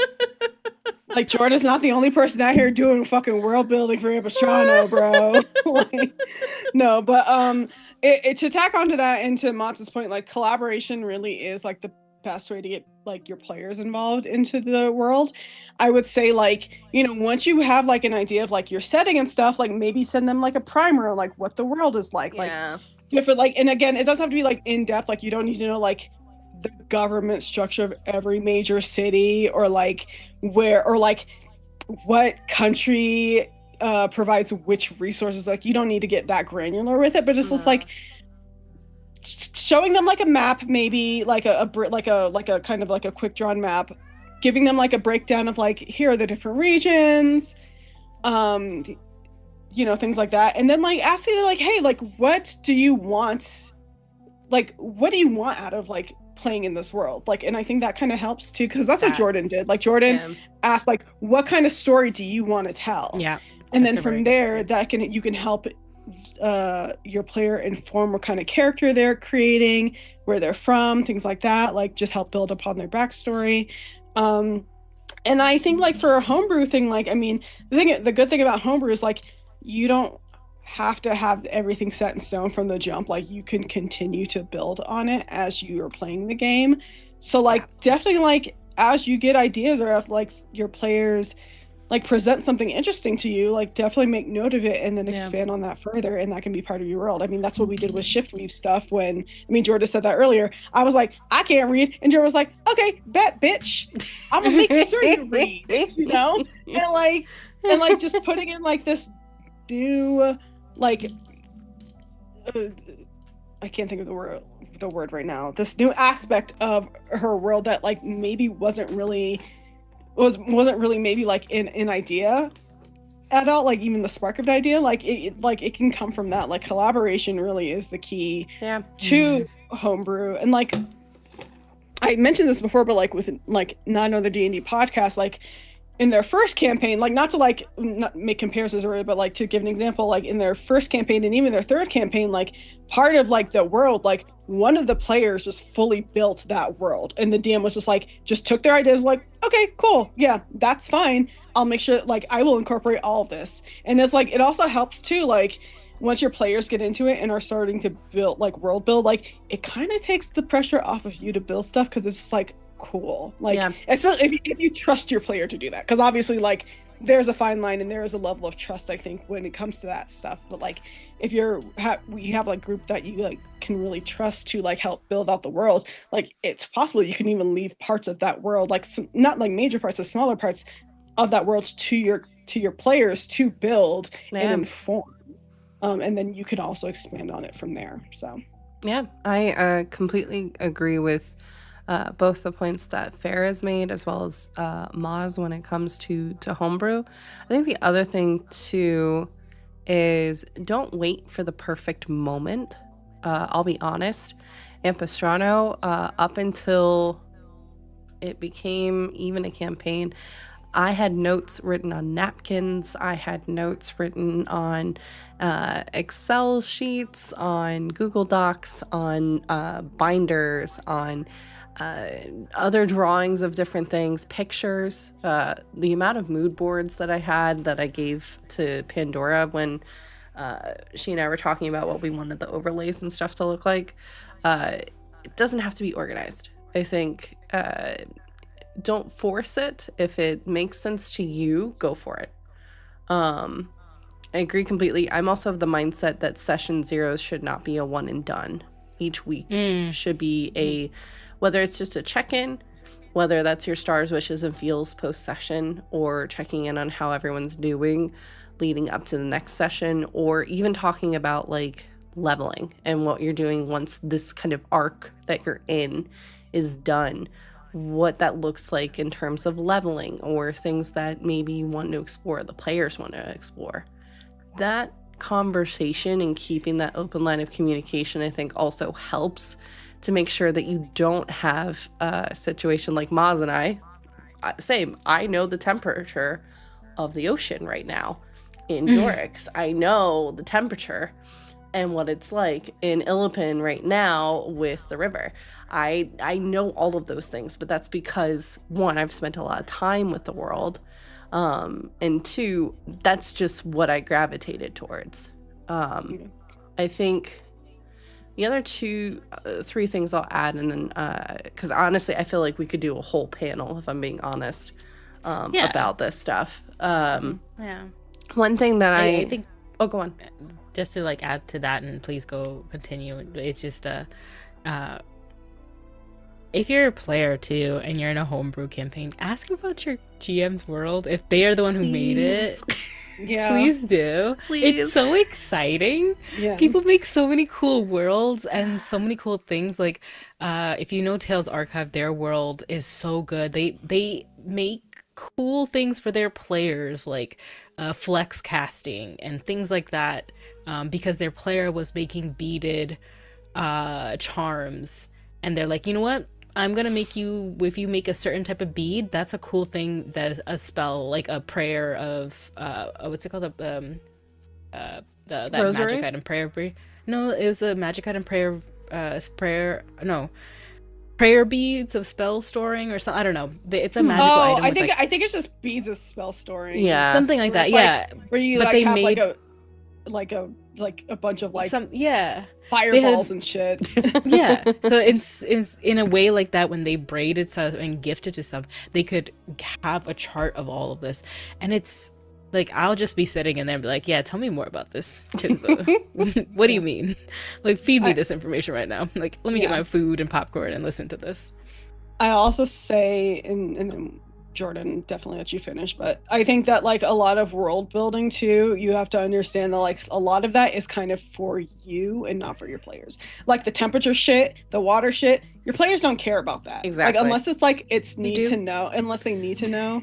I will never ask about what the weather in Illipin is doing. I'm gonna keep it a buck. Unless I'm there, I'm like, I'm gonna. But at the same time, but that it's okay. Like if that's something that like gives you joy. Like that's not saying like your players don't care about your world, but like kind of like those I think players are thinking about things in like the macro, and this is more of like the micro, where it's like this is just small details that can help fill out the world and flesh it out, but it might not be what your players are into, which is fucking fine. Like, but it's okay to have those details for you. Like, that's all I wanted to add about that. I think that's really important. The other notes real quick I'll add on is whether it comes to NPCs, objects or items that you're creating, the places that your players may visit. I do, and I feel like I'm mimicking what's his name, Floop from Spy Kids. Who, what, where, when, why, and how. I think answering those questions is really important, big and small scale. If you're looking at a place in the desert, how did that come to be?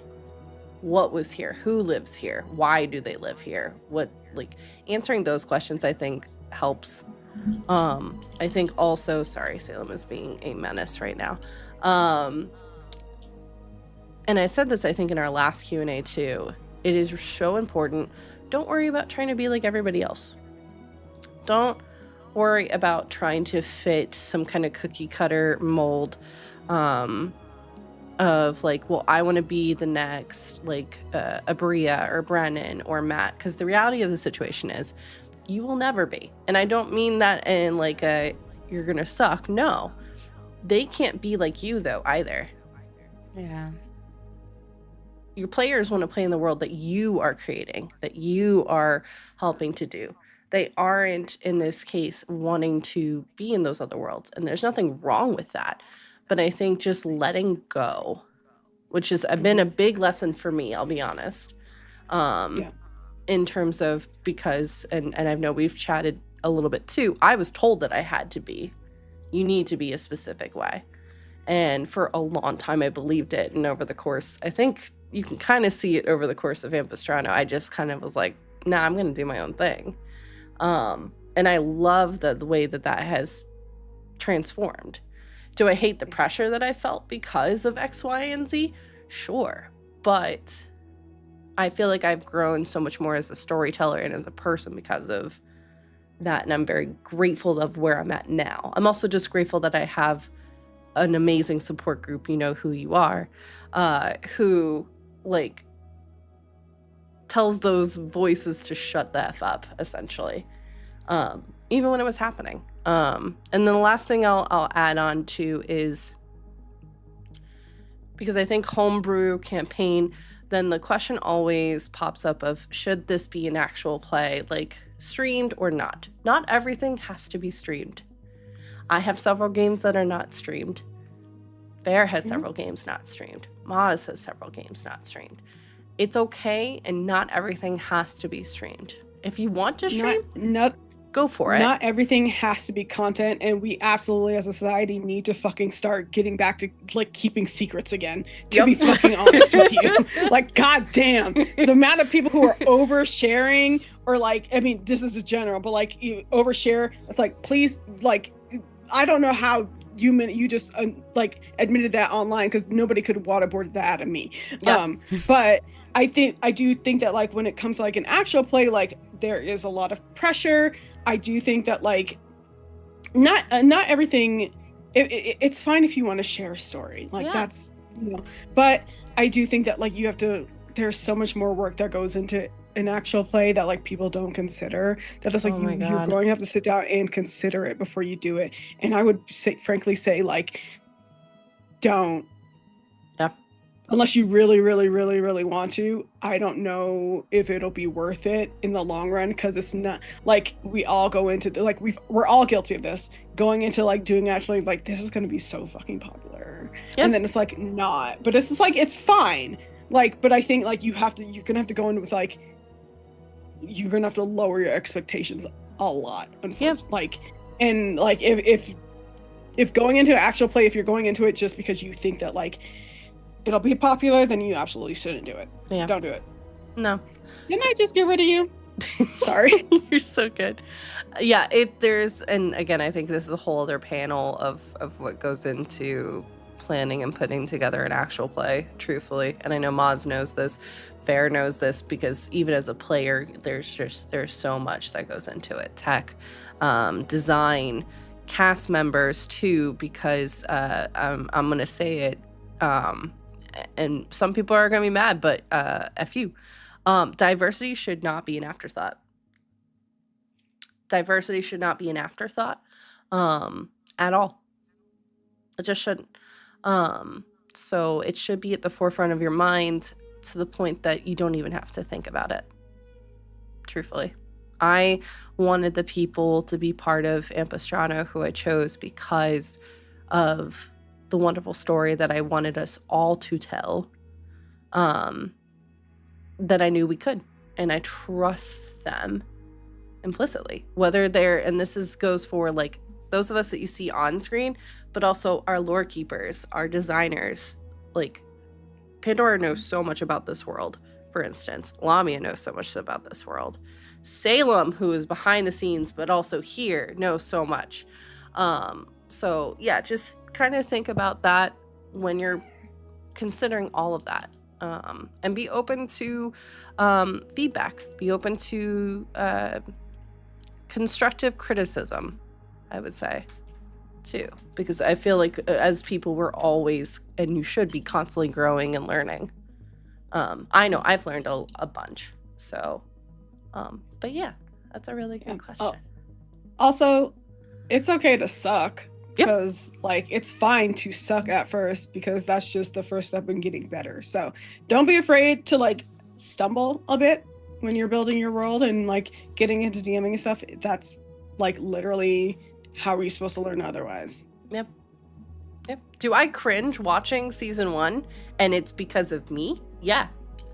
But that was my starting point. I erased that whole season of Kids on Brooms that I ran, even though it is, people still rewatch it and come back to me and say this is one of the coolest magic systems, or this is cool, and I'm like, please don't tell me these things. Yeah, I'm like, I have closed the door on the cringe that I feel watching it, but the thing is, it helped me get here. Yeah. But I'm not ever opening that closet right now. Yeah, I don't watch a single thing that I've been in ever. So, because that's just, that's how I protect my very fragile mental health. Yeah, listen, do what you gotta do. But yeah, no, season 1, as much as I love it, because that was our starting point, I still, that monologue, the opening monologue, is one of my favorites we've ever done. The twists of season 1, so good. But there was just, we had our training wheels on of learning how we wanted to do things and stuff. So I'm very grateful to that season. But I'm also like, thank God we're at where we are in terms of like where we are. Yeah. So we do need to get back to me just being able to solve a puzzle by breaking a door. I'm just gonna be very honest. I mean, with you opened the door. Because 90% of the time, I'm just like, oh, I just want to break this. I mean, you solved the puzzle last week, no problem. You just opened a door. But my first thought was to smash the mirror. No joke. I was like, I'm gonna break this, and then it became kind of obvious because I just played Control and like there was that mirror thing. But I really want. My first instinct was like, I'm gonna fucking break this mirror. Like, and then what, bitch? I'm gonna wreck it. Your fucking puzzle now. I smashed the mirror. I love it. There's the next question. Is for you, Fair. If Theodora was in a video game, which world would she be in? God of War, Baldur's Gate 3 as examples. That's a really good question, actually. God of War, like what? No other game? I mean, I feel like it's kind of easy to say Baldur's Gate 3, but like really, I feel like just who she is as a character, I see her more as being part of like a God of War, like, you know, just in terms of like I'm talking about like recent God of War, not like OG God of War, because no, I don't want to say fucking. It's God of War first, and then potentially Witcher. I could see that. That was the other game I was thinking of, if I'm going to be Yeah. honest. Just like that, just the vibe I think kind of fits, like sort of like somebody who's like human or like presents as human but is actually kind of slightly like a monster, but like a sympathetic one or empathetic one, because like that's a big part of just The Witcher in general, is like having all like these people who are being discriminated because they're monsters, but they are very empathetic and really like the humans are the real monsters. So I guess you're being in Witcher. That's kind of it. Like, I mean, obviously Baldur's Gate, but that's kind of easy because that's literally like the lore. Yeah. You know, I like it. That's just kind of Baldur's Gate 3 is like first thought, in my opinion. But I feel like God of War for sure, just like with the Norse mythology and like the wolves and like everything. I do think that she could fit in there as being like a Valkyrie. Yeah. Maybe. But like the not one of Odin's Valkyries. No. He's No. But you know, There's like, no way, like, Yeah. if they even were Odin's, it would be a Valkyrie that broke away. Yeah, Yeah. there's literally no fucking way that Diodora is like works for Odin and is like the Is fuck? not telling him. Ow. It's Every not time he makes immediate- a speech, Yeah, there's like- just one in the background, like, I what the know. fuck? Hey, man. Yeah, I feel and like then I get immediately get murdered, but then I come back because it's fucking Valhalla. Yeah. So it's fine. having like a Zariel moment of like, well, fuck you, angels. I'm out. Mhm. Yeah. Well, fuck you, and that bitch you with. So no Diodora in Dragon Age, no. Maybe. There's not really like shifter people that I've come across anyway in Dragon Age. I still would want her to have that aspect to her.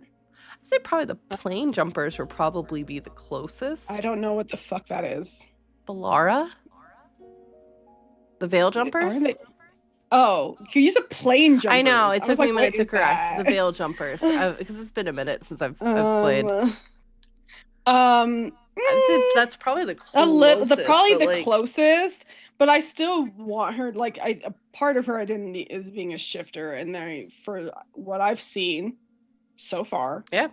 in the 2 games I've played, well, 1.5, because I'm not finished with what's it called, Inquisition. Probably not even half finished. Let's be honest, but I haven't seen any, and I do think that's kind of part of her identity. And I also just don't think there's like an aspect of Dragon Age that really like fits with shifters. Yeah. Without it being like extremely fucking racist, and I don't want to deal with that. Yeah.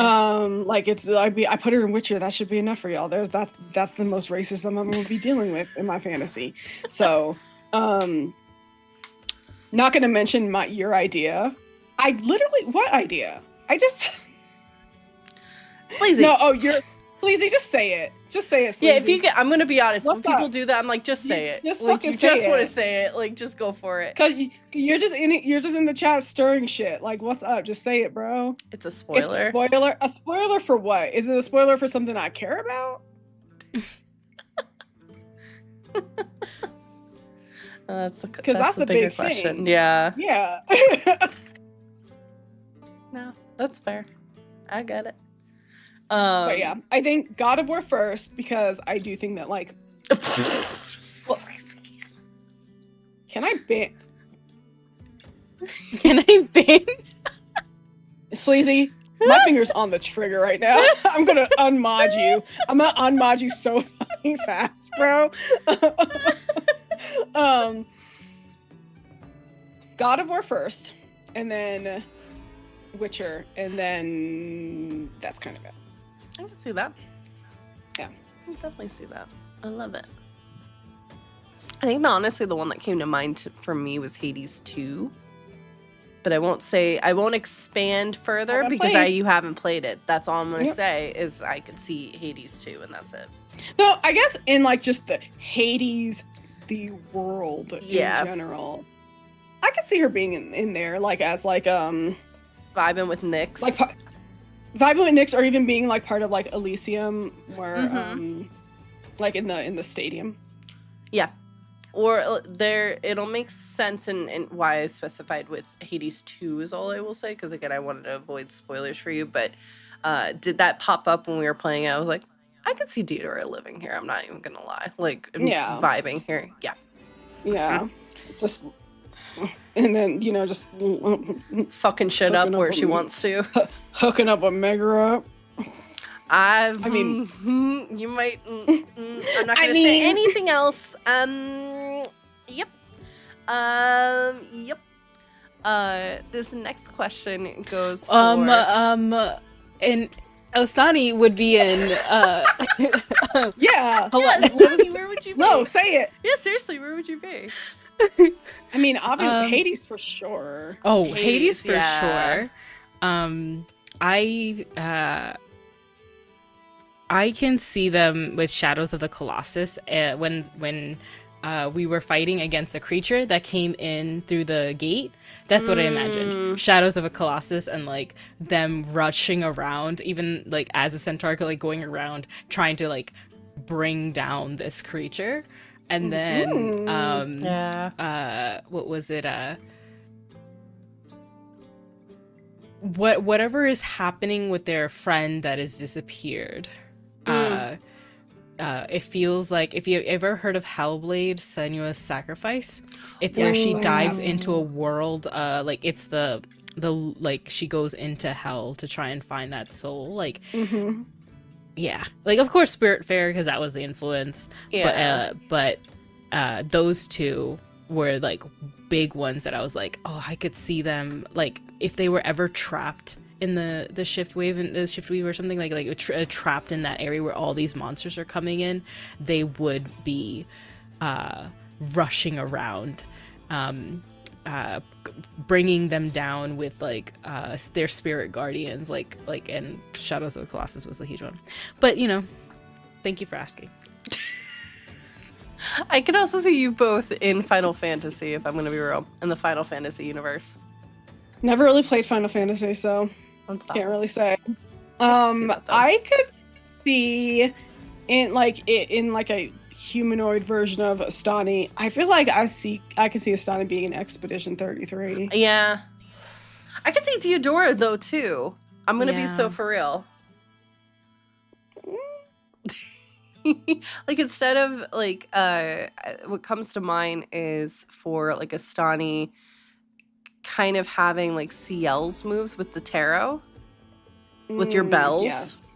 Honestly, and then with Deodora, what comes to mind is Lune with stains, but it's shift weave and like the phases of the moon. I feel like they're both CL. Yeah, because they both Lune, are. I can't justify Lune because Lune is more like wizard, and it's just like Deodora's like, fuck magic users except for my friends and the ones who help me. But like so far you like just in Ampistrano, Jordan has not made a great case for spellcasters in Deodora's eyes, because like it's now to the point where like I was joking, but she's so fucking serious. She's like, I'm gonna start chopping off hands so you can't do fucking spells, and like, oh, you don't need somatic components, that's fine, I'll take your head too. Try to cast a spell without a head, bitch. It's because I struggle with magic users. I'm going to be so for real. I've talked about it before. So I struggle. No, that's a good question. Moving on. Question for Maz and Fair. In the mausoleum, Astani did a small ceremony to honor two of Deodora's friends and laying them to rest. What did that mean to the both of you? Having playing a role in such a pivotal moment, truthfully.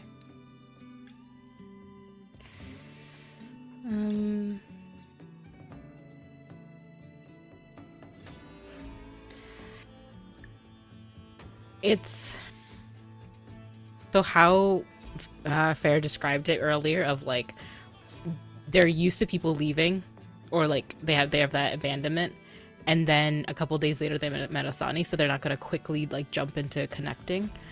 I think it's really cool that out of all the characters I thought of, it fits well to the dynamics and like things that other characters do need, even if it's not like party mechanics, right? Because I feel like Osani's coming in as the like, not the warden, but like the person who helps facilitate transformations and the transitions between life and death, and transitions between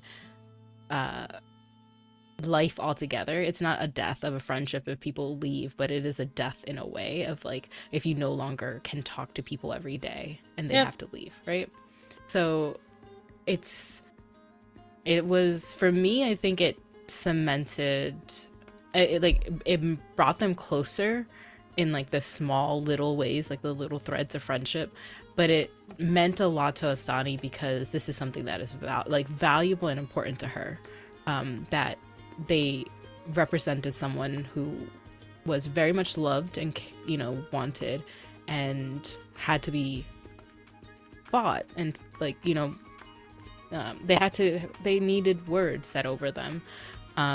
So it meant a lot to Asani, even if it's something that she would do for every like spirit that comes, you know, across from her. And then also I imagined it as she is a watcher, and she has guided these. Like, I always envision it as a pool of water, and the watchers are around the body as they go through the gate, and they help facilitate the spirit. While, because if you guys know about the river Ganges and how it works, like family members sit at the end and they pour the ashes in, while a priest says stuff. And I imagine Osani's role is like the priest.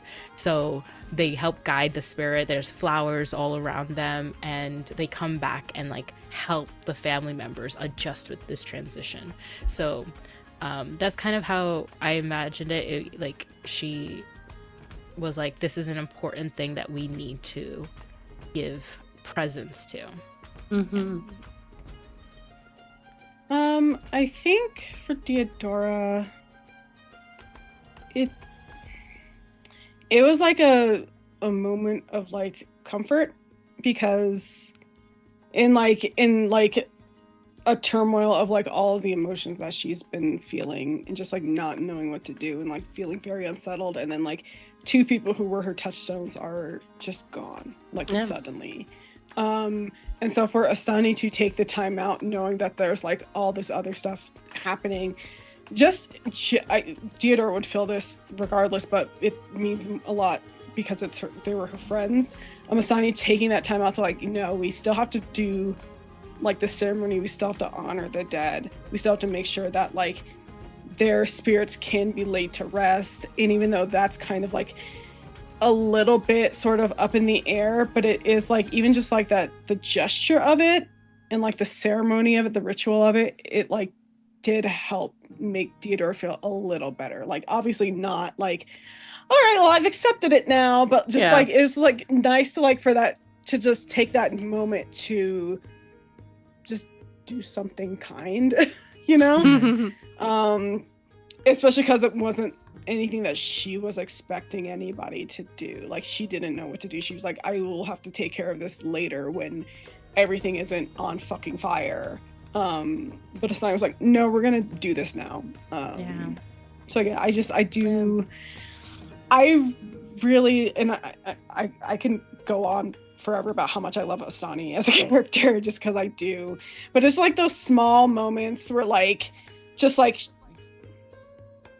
I think the three of them, Rory, Diodora, and Astani, like have very similar thought patterns when it comes to things, but like it's in moments like that where you see like that divergence of them, where it's just like Astani is just like, this is her job, but also they are a very caring person in general, and would take the time again to do this for anybody who had passed away, like regardless, because that's just like instinctively what she wants to do. Like, they want to look after people and help people, and so it was just nice that happened, and I agree that I do think it like kind of like strengthened those like threads of friendship that are starting to bond, just because it's just like, well, I'm a stranger to you, but you took the time out to show kindness.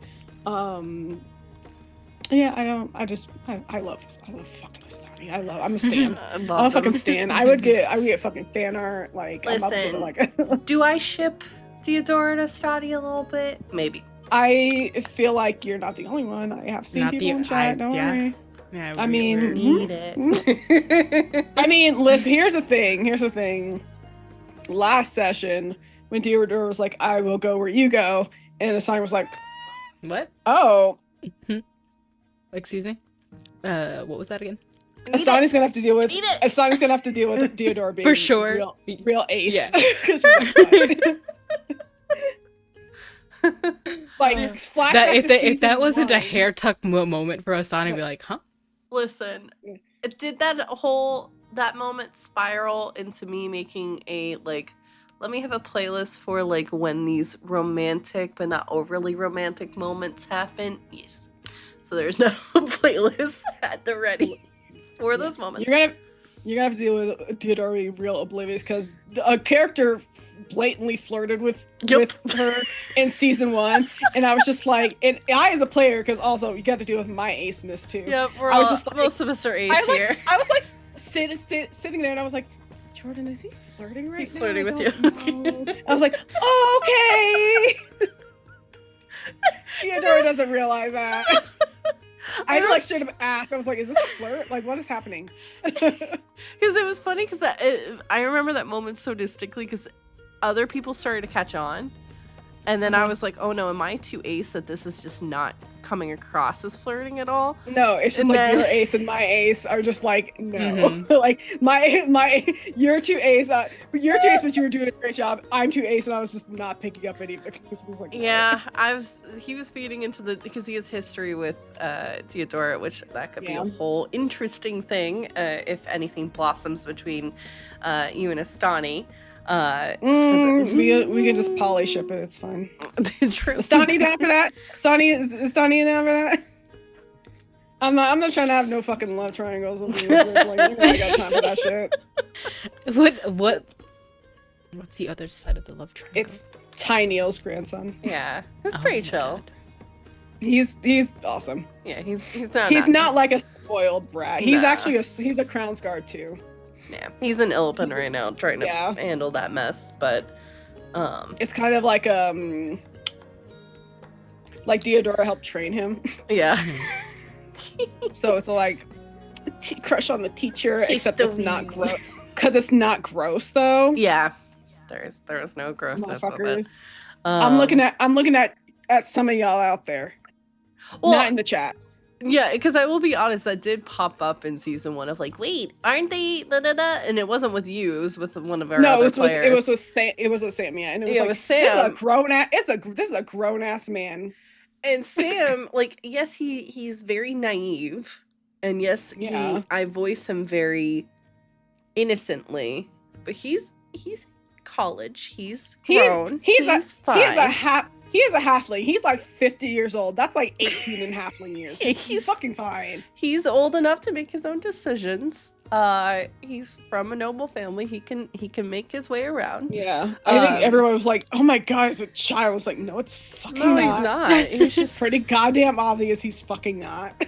No, and I'll be honest, that Sam is That pissed me. I remember that. That pissed me. I know that angered a few of us because it was like, no, that's not what we're doing here. And there are people in our world today that look super young and who are,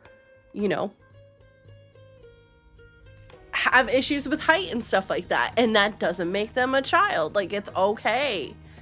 Just the whole thing. It's just infantilizing someone. Yeah,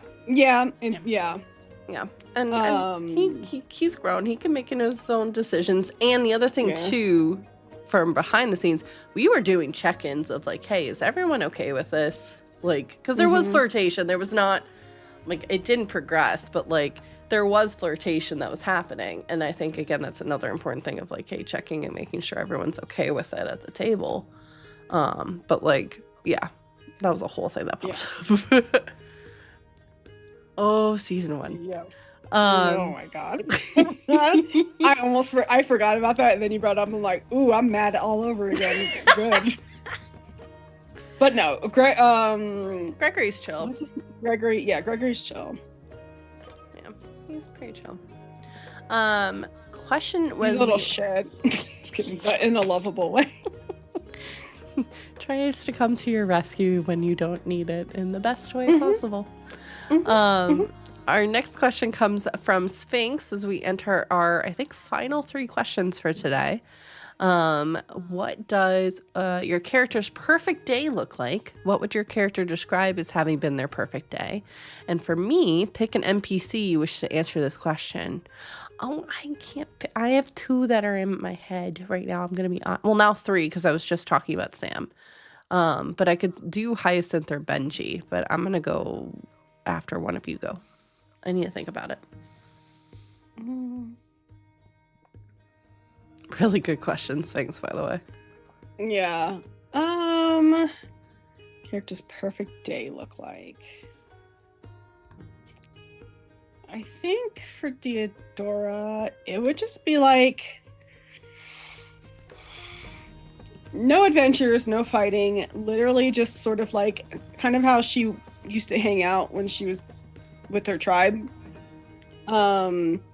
Spending the day running around through a forest, just having fun, maybe doing a little hunting, just sort of like it would be like a slice of life type of day where it's like nothing bad's happening. It's just sort of like chill.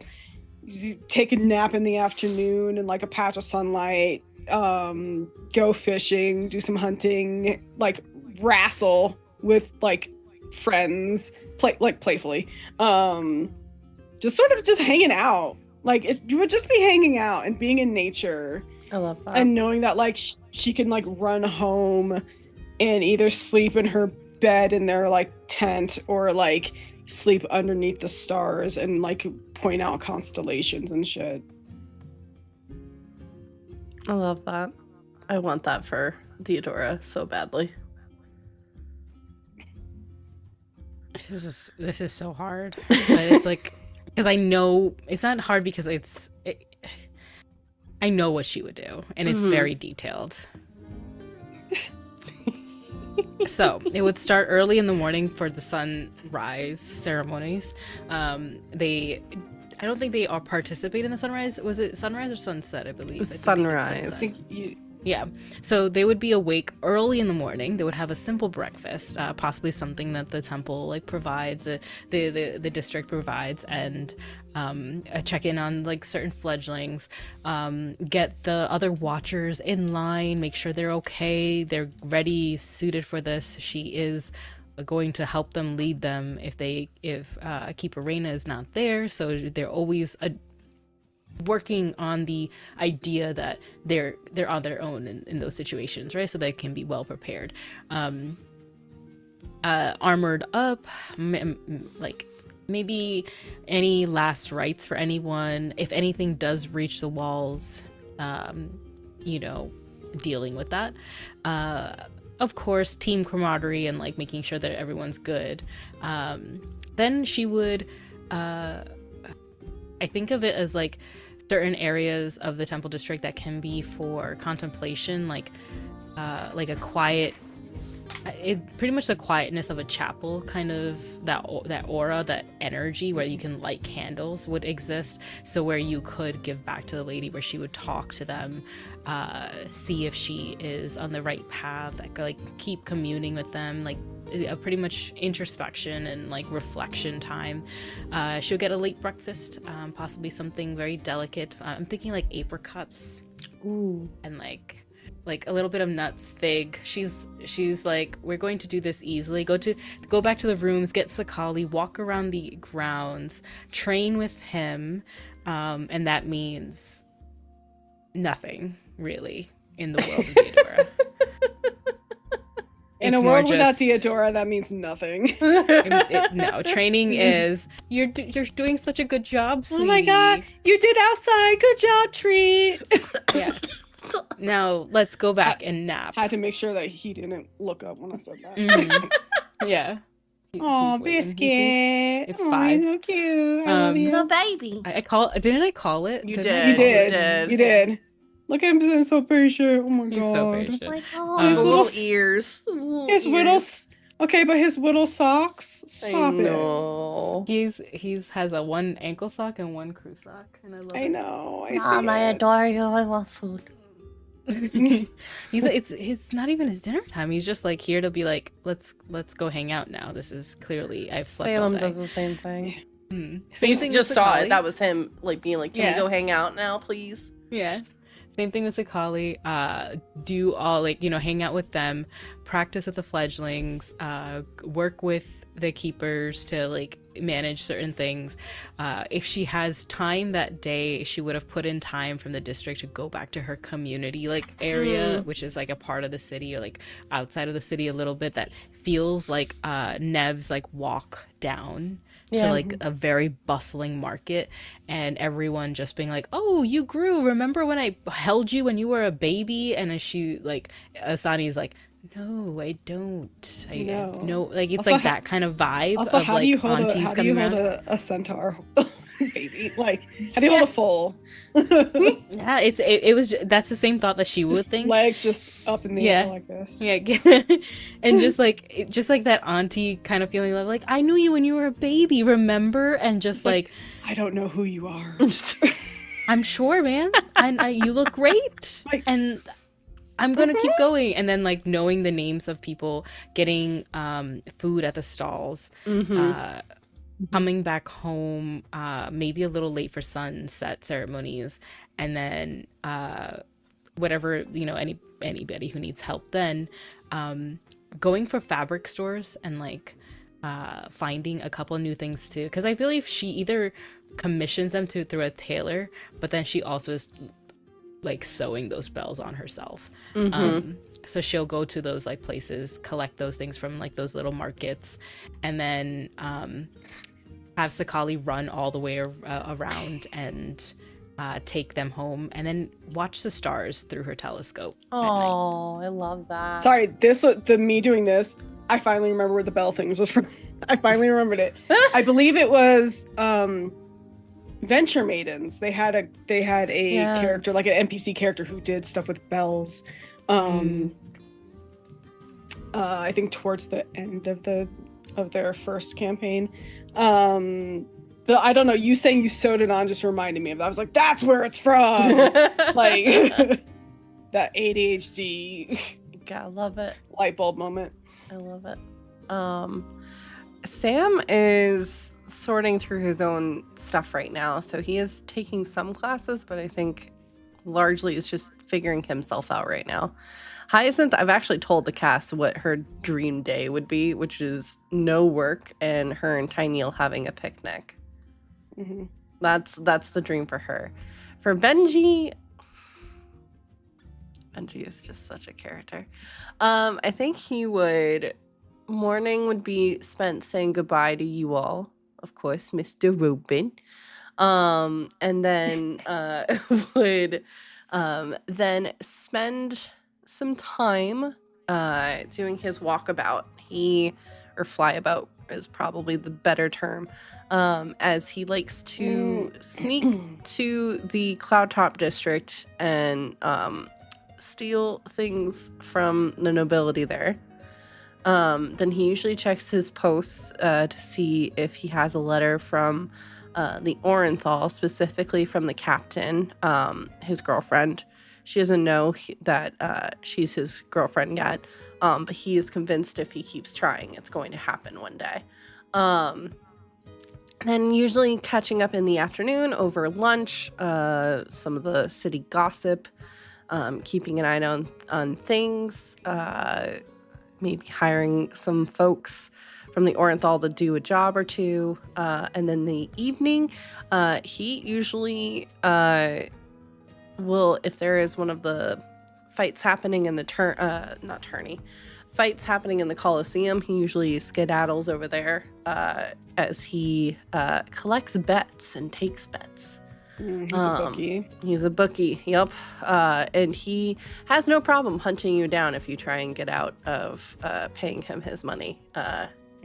He's very lethal when he wants to be and when money is involved. So yeah, I think honestly it's his everyday, but he's living his dream. That is legitimately. It's very interesting that both of y'all's perfect day centers around work. If you love what you do. Yep. Well, Hyacinth doesn't. She's saying I don't want to work. I don't believe that philosophy. If you love what you do and don't feel like work, yeah, do. Nice try though. Yeah, do. Benji's a Kenku, right? Yep. Little Kenku. Can't fly. He has to walk. He can fly if he wants to, if he tries hard enough. They're. I know they're not, and this is purely his perspective. Okay. He's like, purely. So first thing first that he does in the morning is actually like climb up into a tree and try to fly, hurt himself a little bit, then hobble back into the inn. Okay, good. Yep. Yeah, he lies to himself sometimes. He needs to, so he sad. should just buy scrolls or potions of fly. That involves spending money.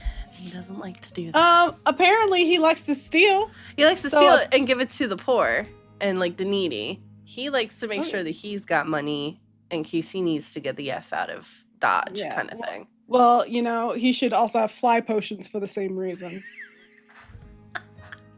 Sponsoring some fly potions for Benji. I love it. Incredible.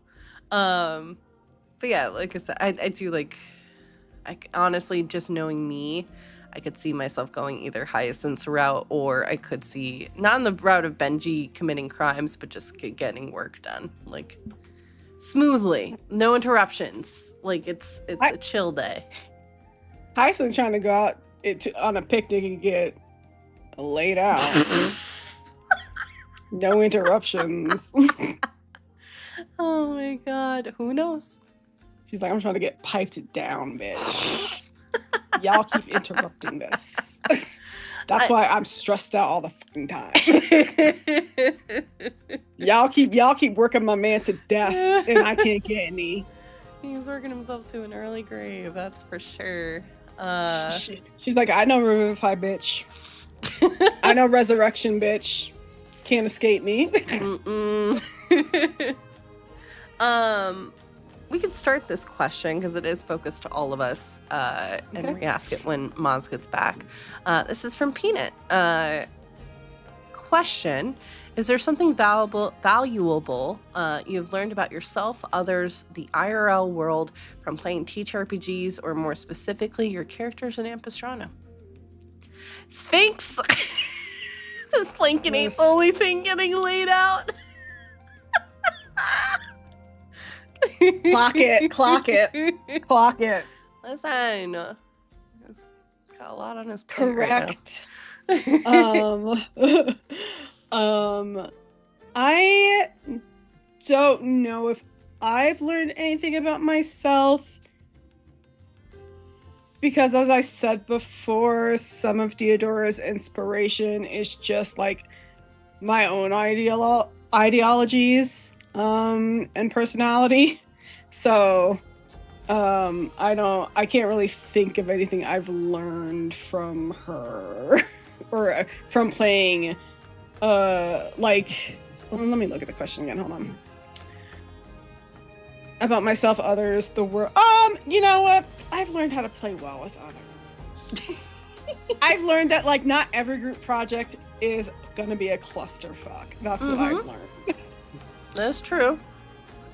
Because D&D is nothing if not the ultimate group project. I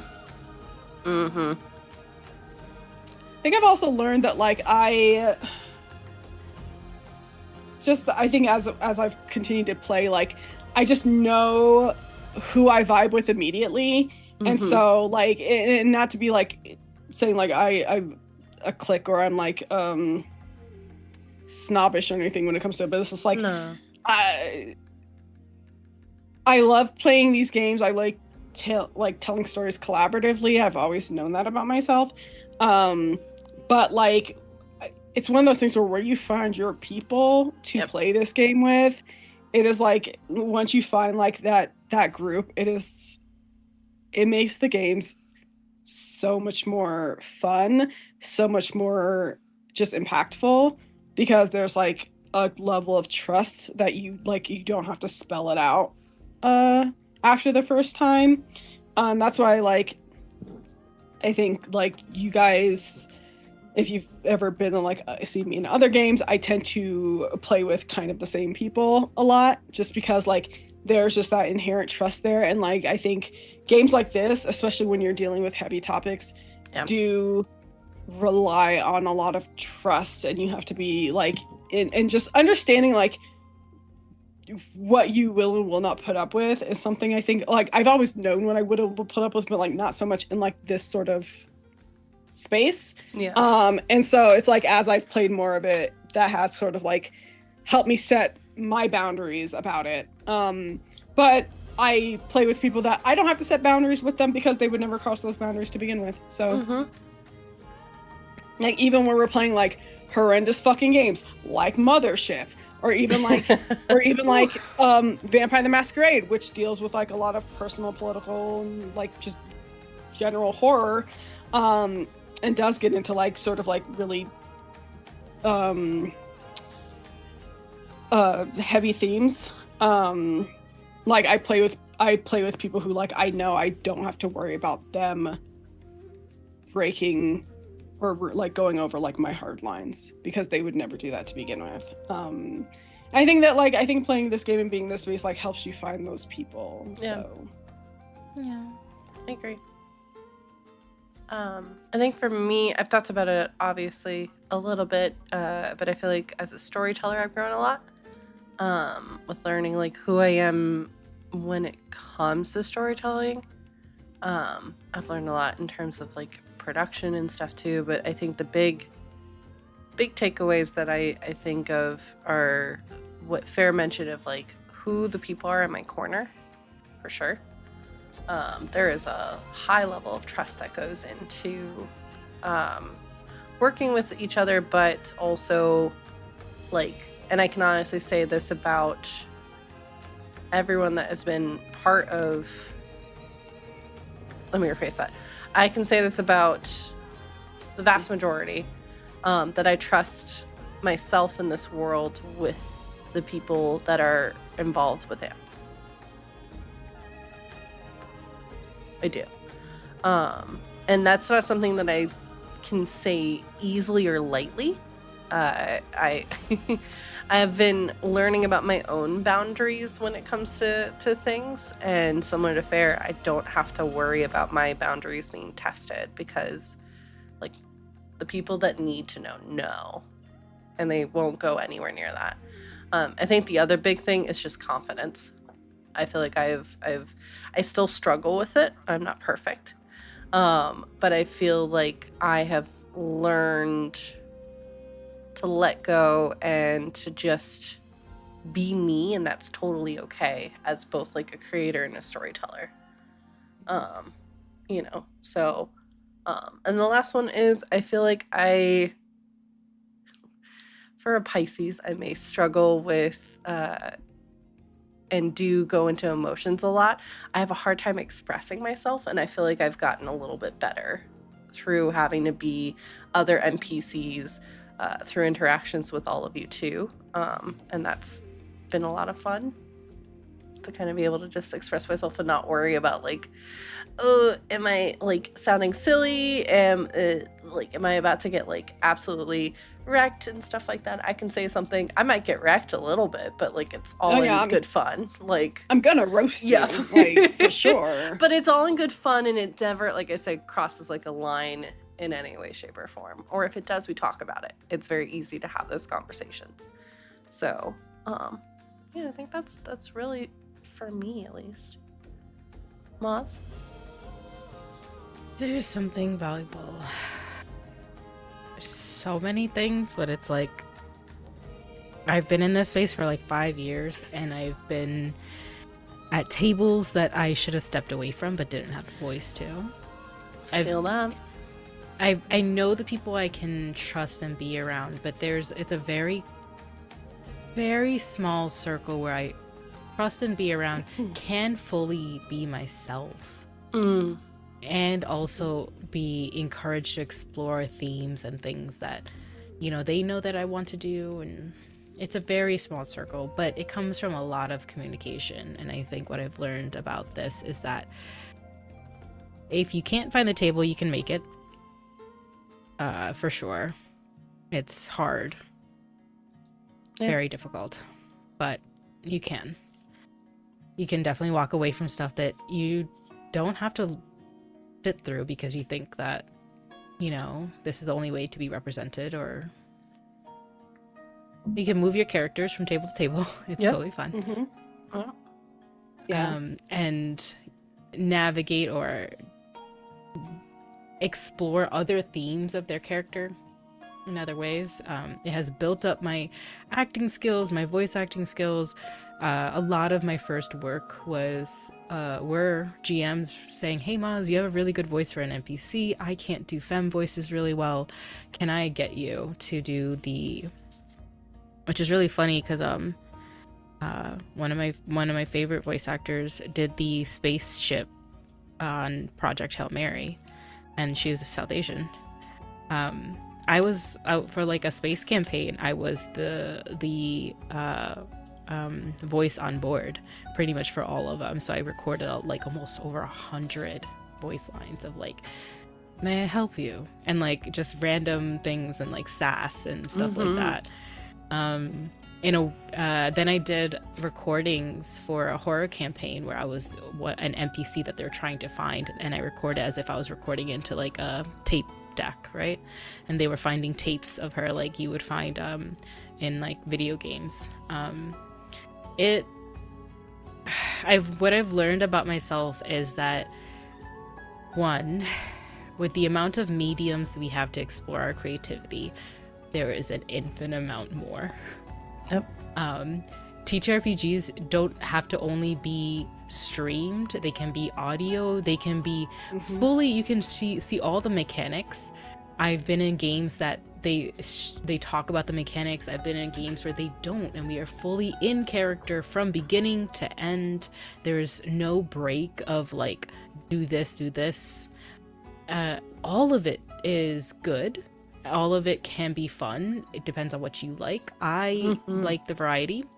I also have learned, like, I now make solo games, like the one I'm making with, like, it's literally here because I have to go downstairs after this to record more, and little films because of this wonderful hobby.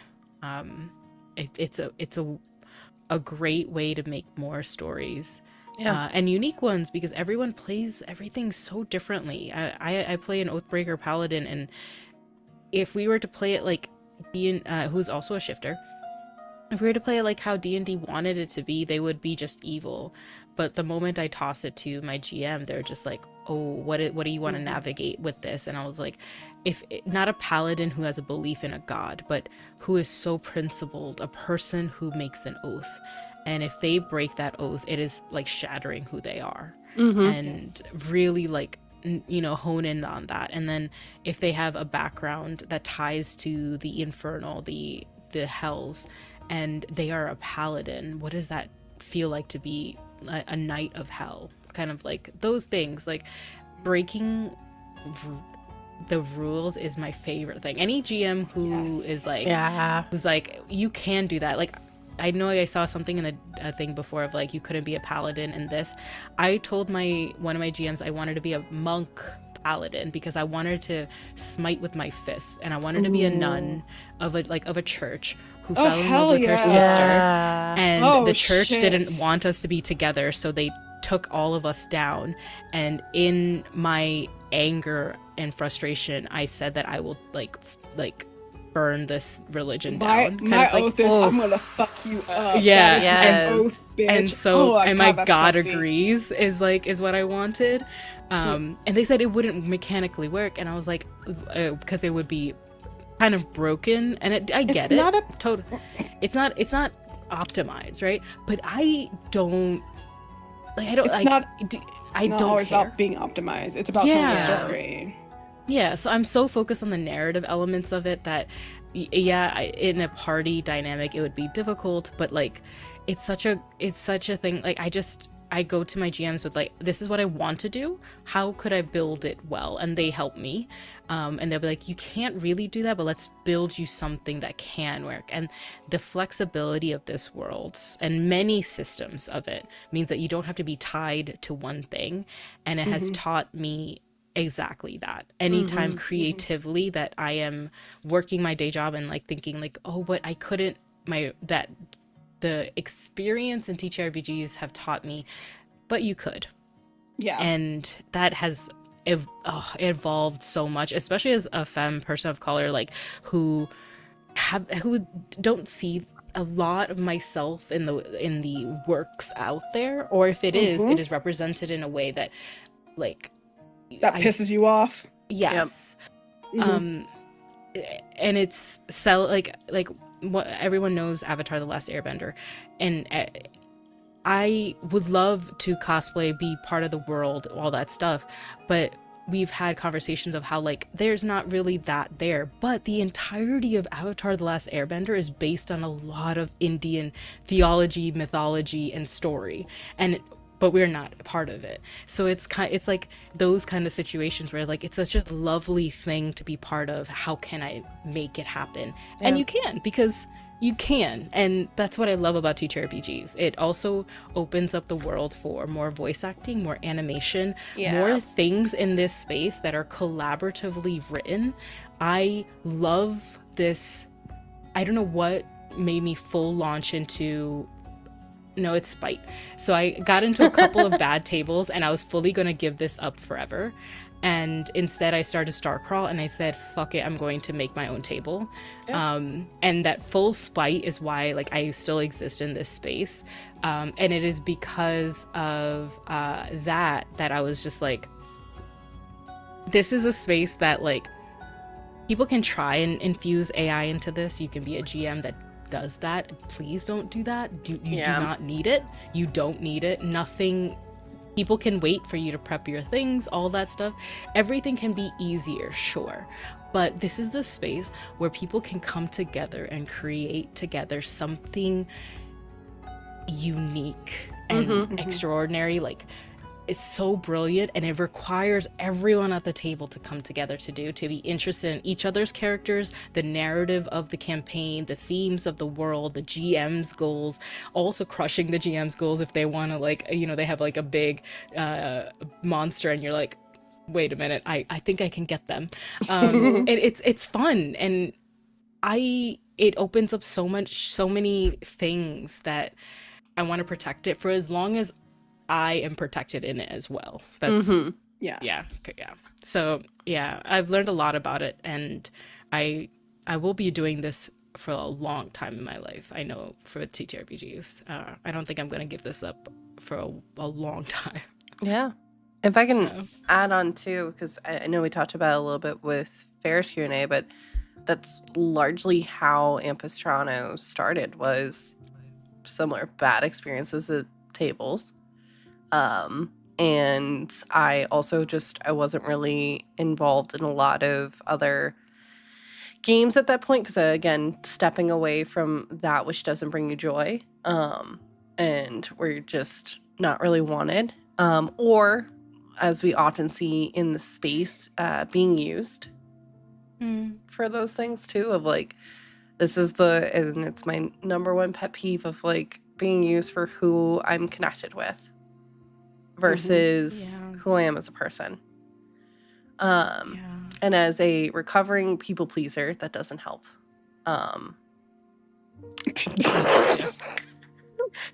That's why I said recovering. Working on How do you think she recovered, y'all? Therapy and therapy. And get you an Aries like Fair. So I created this game because I wanted to tell stories, and I was seeing a lot of my friends were dealing with similarly of just their stories not being told because of the way that D&D has been designed or the worlds that have been placed. It at times feeling a little too real world and not in the good way, I would say. So that's where AMP started, and I wish I could say it started out of spite, because similarly, I think at that point when AMP started, I was at the point of like, this is either going to happen or I'm going to like disappear from content creation. Like this is it. No, same feeling.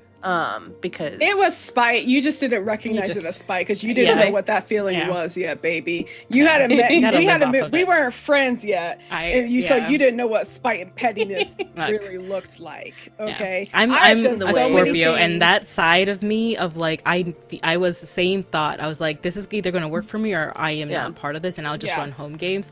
But that thought of I won't be the failure here because I tried my best. Actually, fuck these people. I'm gonna do this. I'm gonna do what I want to do. Listen, spite and pettiness those are the two reasons why I continue to persist. To be honest, not just exist, I persist because honestly, if it's just like getting one over on somebody, even just a tiny little thing, I'm like, it's okay. Maybe I'm there. Let's go. No, let's go. If someone's out there trying so hard to stop this, or like, I'm like, wow, okay, I'm gonna keep going for you. Yeah, exactly. Which is why, like, I mean, like, it's important to have like conversations about, like, you know, like diversity at the table and stuff like that. Like, not that I pay much attention to the space anymore, to be honest with you, because, like, again, I found my people. I don't really need to seek out anything else, really. And I'm busy, so I don't really have time to be like in a million fucking games, frankly. But like, I mean, like, here's the thing: if y'all not gonna do it, somebody else gonna do it, and it's gonna be me. And guess what? This is a hill that somebody's gonna die on. Mm-hmm. Might not be me. I'm not the one who's gonna die on it. I'm gonna stand on it. I will not be dying on this hill. Mm-hmm. Yeah. Because like it's the weakest one who dies on the hill. Okay. Yeah. My hair is stuck on my earring. Oh no. My piercing. But no, it's kind of wild to think, because we're going to be celebrating our anniversary in like a couple of months. Mm-hmm. Do I think, looking back, like the Jordan from the past, that we would be celebrating our 4th season, still at it? How many years at this point has it been, Fair? 4 years? You just said 4th anniversary. Well, 4th season anniversary, but that's different from years. Because we were talking about it before, like, never mind, don't worry about it. My brain is mush. I know what you're trying to say. I think that we do by start date of when we did our first episode, because that's just easier to... Yeah, because it's been like longer. Because we can't really talk about like how long, like the times we were talking about it out of character, because that was just us doing logistics. Logistics shit don't count, okay? I'm not trying to hear all that. That's valid. But yeah, it's been going on for a long time. Do I think we would be at this point? No. Not at all. But I thought we'd be level 15 by now, but okay. I'm kidding. Like, I mean, you know. You're close. Little slow with that leveling. You might want to. Oh my God. Milestone, BB. Yeah, well, you know, the milestone's a little too few and far between. Let's go. No. But it's just really cool to see like where we're at now, since I know we've been talking about season 1 quite a bit, where we're at now. And I'm just very grateful, and I'll continue to say this, very grateful to the cast. I'm very grateful to everyone who tunes in, those that work behind the scenes and stuff, because it's cool. And it's been very rewarding for me to, especially since we had such a hiatus of a break between season 3, season 4. It's been really cool, because there is that fear of when you come back to something that, you know, maybe it just won't connect with people as much as it did. And it's been a pleasant surprise that it's... Clock 'em, sleazy. Clock 'em. You go by the recommended mouse rules, y'all will be level... Sleazy, Sleazy. Clocked. Sleazy. Wow, Sleazy. I thought we had something. Hurt. I'm gonna cry in a corner about it. But yeah, it's just very cool. I think we're on to our last question for today. Please bottle up your white tears for me. And that's where it ends today. No, I'm kidding. This is the final episode of Ampistrano Sin. Sorry about it. Question for all of us. As you enter the Museum of Bone, what are you excited and are terrified about running into in the trials ahead?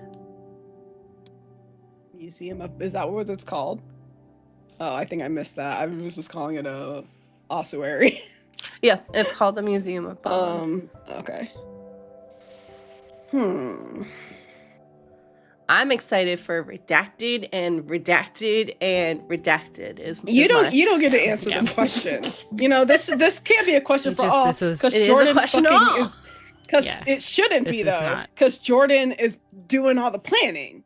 Question is redacted, and redacted. So okay, I think for me, it's hard. I don't know what's in here, right? So and I don't want to speculate because I like to be surprised. I'm just excited to explore it.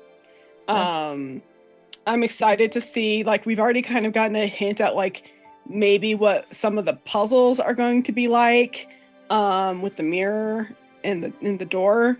So I'm definitely like excited for more puzzles. Hopefully, no puzzles that are like riddles, because I'm so bad at solving those in front of people. Like, and I will lean heavily on Deodora cannot read. I can't read. I don't know. But it's gonna be fun to do another little dungeon crawl, because we haven't had a dungeon crawl in a bit. Yeah. So I'm looking forward to just that, because that's very classic, like D&D, solving puzzles, going to rooms, maybe fighting some monsters. Mots and I really want to fight. We ended last session with, we want to fucking fight. Yeah. Asani is ready to throw bells, bitch. Okay. Whole bells here. Yeah. Some might go sail. get beamed in the head with a bell. Dong. Yeah. Dong. I'm not. Yeah. Everyone's like, is that the church? Oh no, someone's casting Toll the The Dead. Church of Astani. Yeah. Church of these fucking hands, bitch. Not agree. necessarily scared of anything. I'm definitely more excited about just what's down here, because I don't know. I don't know at all. So I look forward to every new session with enthusiasm, because I just want to know what's going to go on, unless it involves Jordan killing one of my character's touchstones, and then I'm not very excited, and I will end the call. I will destroy that overlay. Understood. Excited, same. I feel like we're going to be tested in the way of like combat again. So, another tight like quarters. Like, this is just, I keep forgetting this is a centaur who's just trying to fit in this world. Yep. And I think the world's trying to fit her. Yeah, I think that's the better one. And they, I think, I'm excited for like the questions that we've had, like momentum, into finding more into this world, especially how it ties into the politics of it all. Because is this our second mausoleum that we keep breaking into? What is it about us? I think this is like, we were in a mausoleum, and now these are like catacombs underneath the mausoleum. So it's like just hallways lined with bones. And now we're in like a building built of bones, or a room that's made of bones. So an ossuary, which for those of you who don't know what an ossuary is, it's basically like a church made of bones, or like a building made of bones. Which is fucking sick. And I love the aesthetic. It's nasty. But yeah. Yeah, I think finding traces of things. Definitely, like Osani is, especially from the grave that they saw where the spirit was like kind of ripped from there. Like, ooh, Mm-hmm. there's they don't touch necromancy, or they don't touch a lot of the raise undead or move undead stuff. They have it. They always have it. They have it as part of their spells, for like all of it, or the part of their class. But it's like, oh, people are about to see the side of like it of Osani that is just like, okay, cool, you're messing with this, then great. I can mess with it too, and we can dance. That's fine. Teddy, Here we go. So that's something I'm excited, but also nervous about, because that means that things can be, it can get very dangerous. Yeah. Yeah, I think, yeah. I also want to see how this connects with everything. That is so cool. Thank you for sharing that, Ver.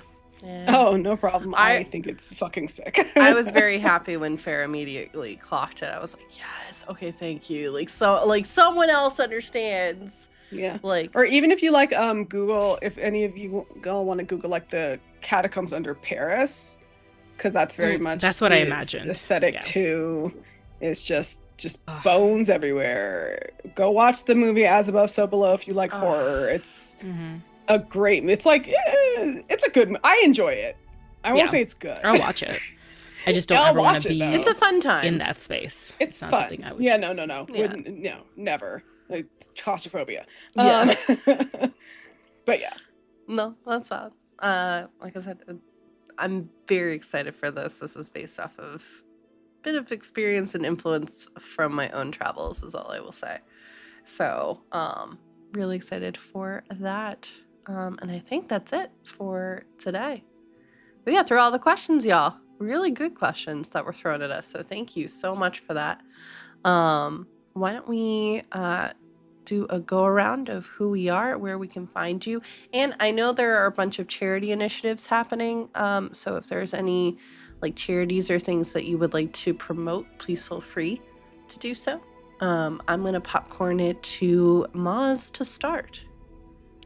My brain is soup, but I'm Maz. Follow me on the socials. There's cool stuff there. Lots of cute content. And the YouTube, because Beloved's gonna be coming out soon, and hopefully with a couple sponsorships, which will be amazing. What? It's a really cute game where you are playing like Toy Story, where you are a toy, and you describe the children that you like, the story of you being in their lives, and it's making me sad. And I have a little possum toy that I've named Rodney, and he is the main character of this game. And it's really sweet. I hate the way my brain works, because you said Beloved, and I was like, they made an RPG off a Toni Morrison book? That's fucking weird. Agreed. Okay. But it's really sweet. It's a lost and found game. It's a solo journaling game, and I'm trying to find more RPGs or solo RPGs that are not like creative writing prompts.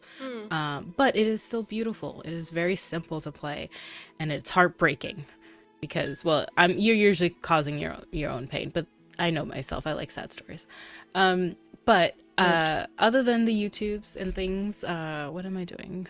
I think Forgotten Adventures is on tomorrow. If you caught last episode, Talk about romance for you. Talk about romance. Harry and I had started a playlist for our characters, and it's incredible. So yeah, it's going to be wonderful. Possibly, I don't know what we're doing tomorrow. I think we're doing a bank heist. Yeah. So yeah, we just went to a ball, and it ended with two people telling each other how they felt in this most romantic, sweet way. And then now, as a first date, they get to go rob a bank. I mean, What could you ask for? that's Benji's dream date right there. So, incredible. Fair. Hi, I'm Fair. You can follow me on socials at Fairbear, Instagram, Blue Sky, TikTok, and here on Twitch. I do stream. I am helping the Greater Restoration crew raise money for Take This. We'll be doing that probably later tonight after I take a nap. With playing something. I don't know what. Also go and support the Greater Restoration crew. That's the _GR_crew. They are going to be doing fundraising all weekend. They're playing video games. They're doing TTRPGs. They have interviews with people.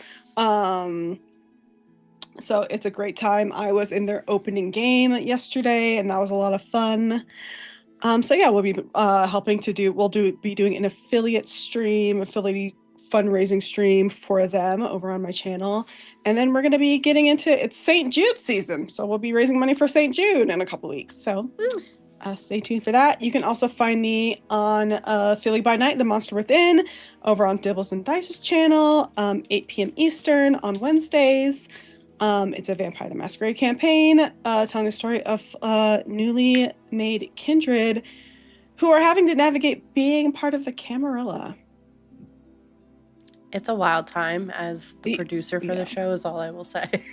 Yeah, we are the closed fist of the Camarilla, which means we get to do jobs that nobody wants to do.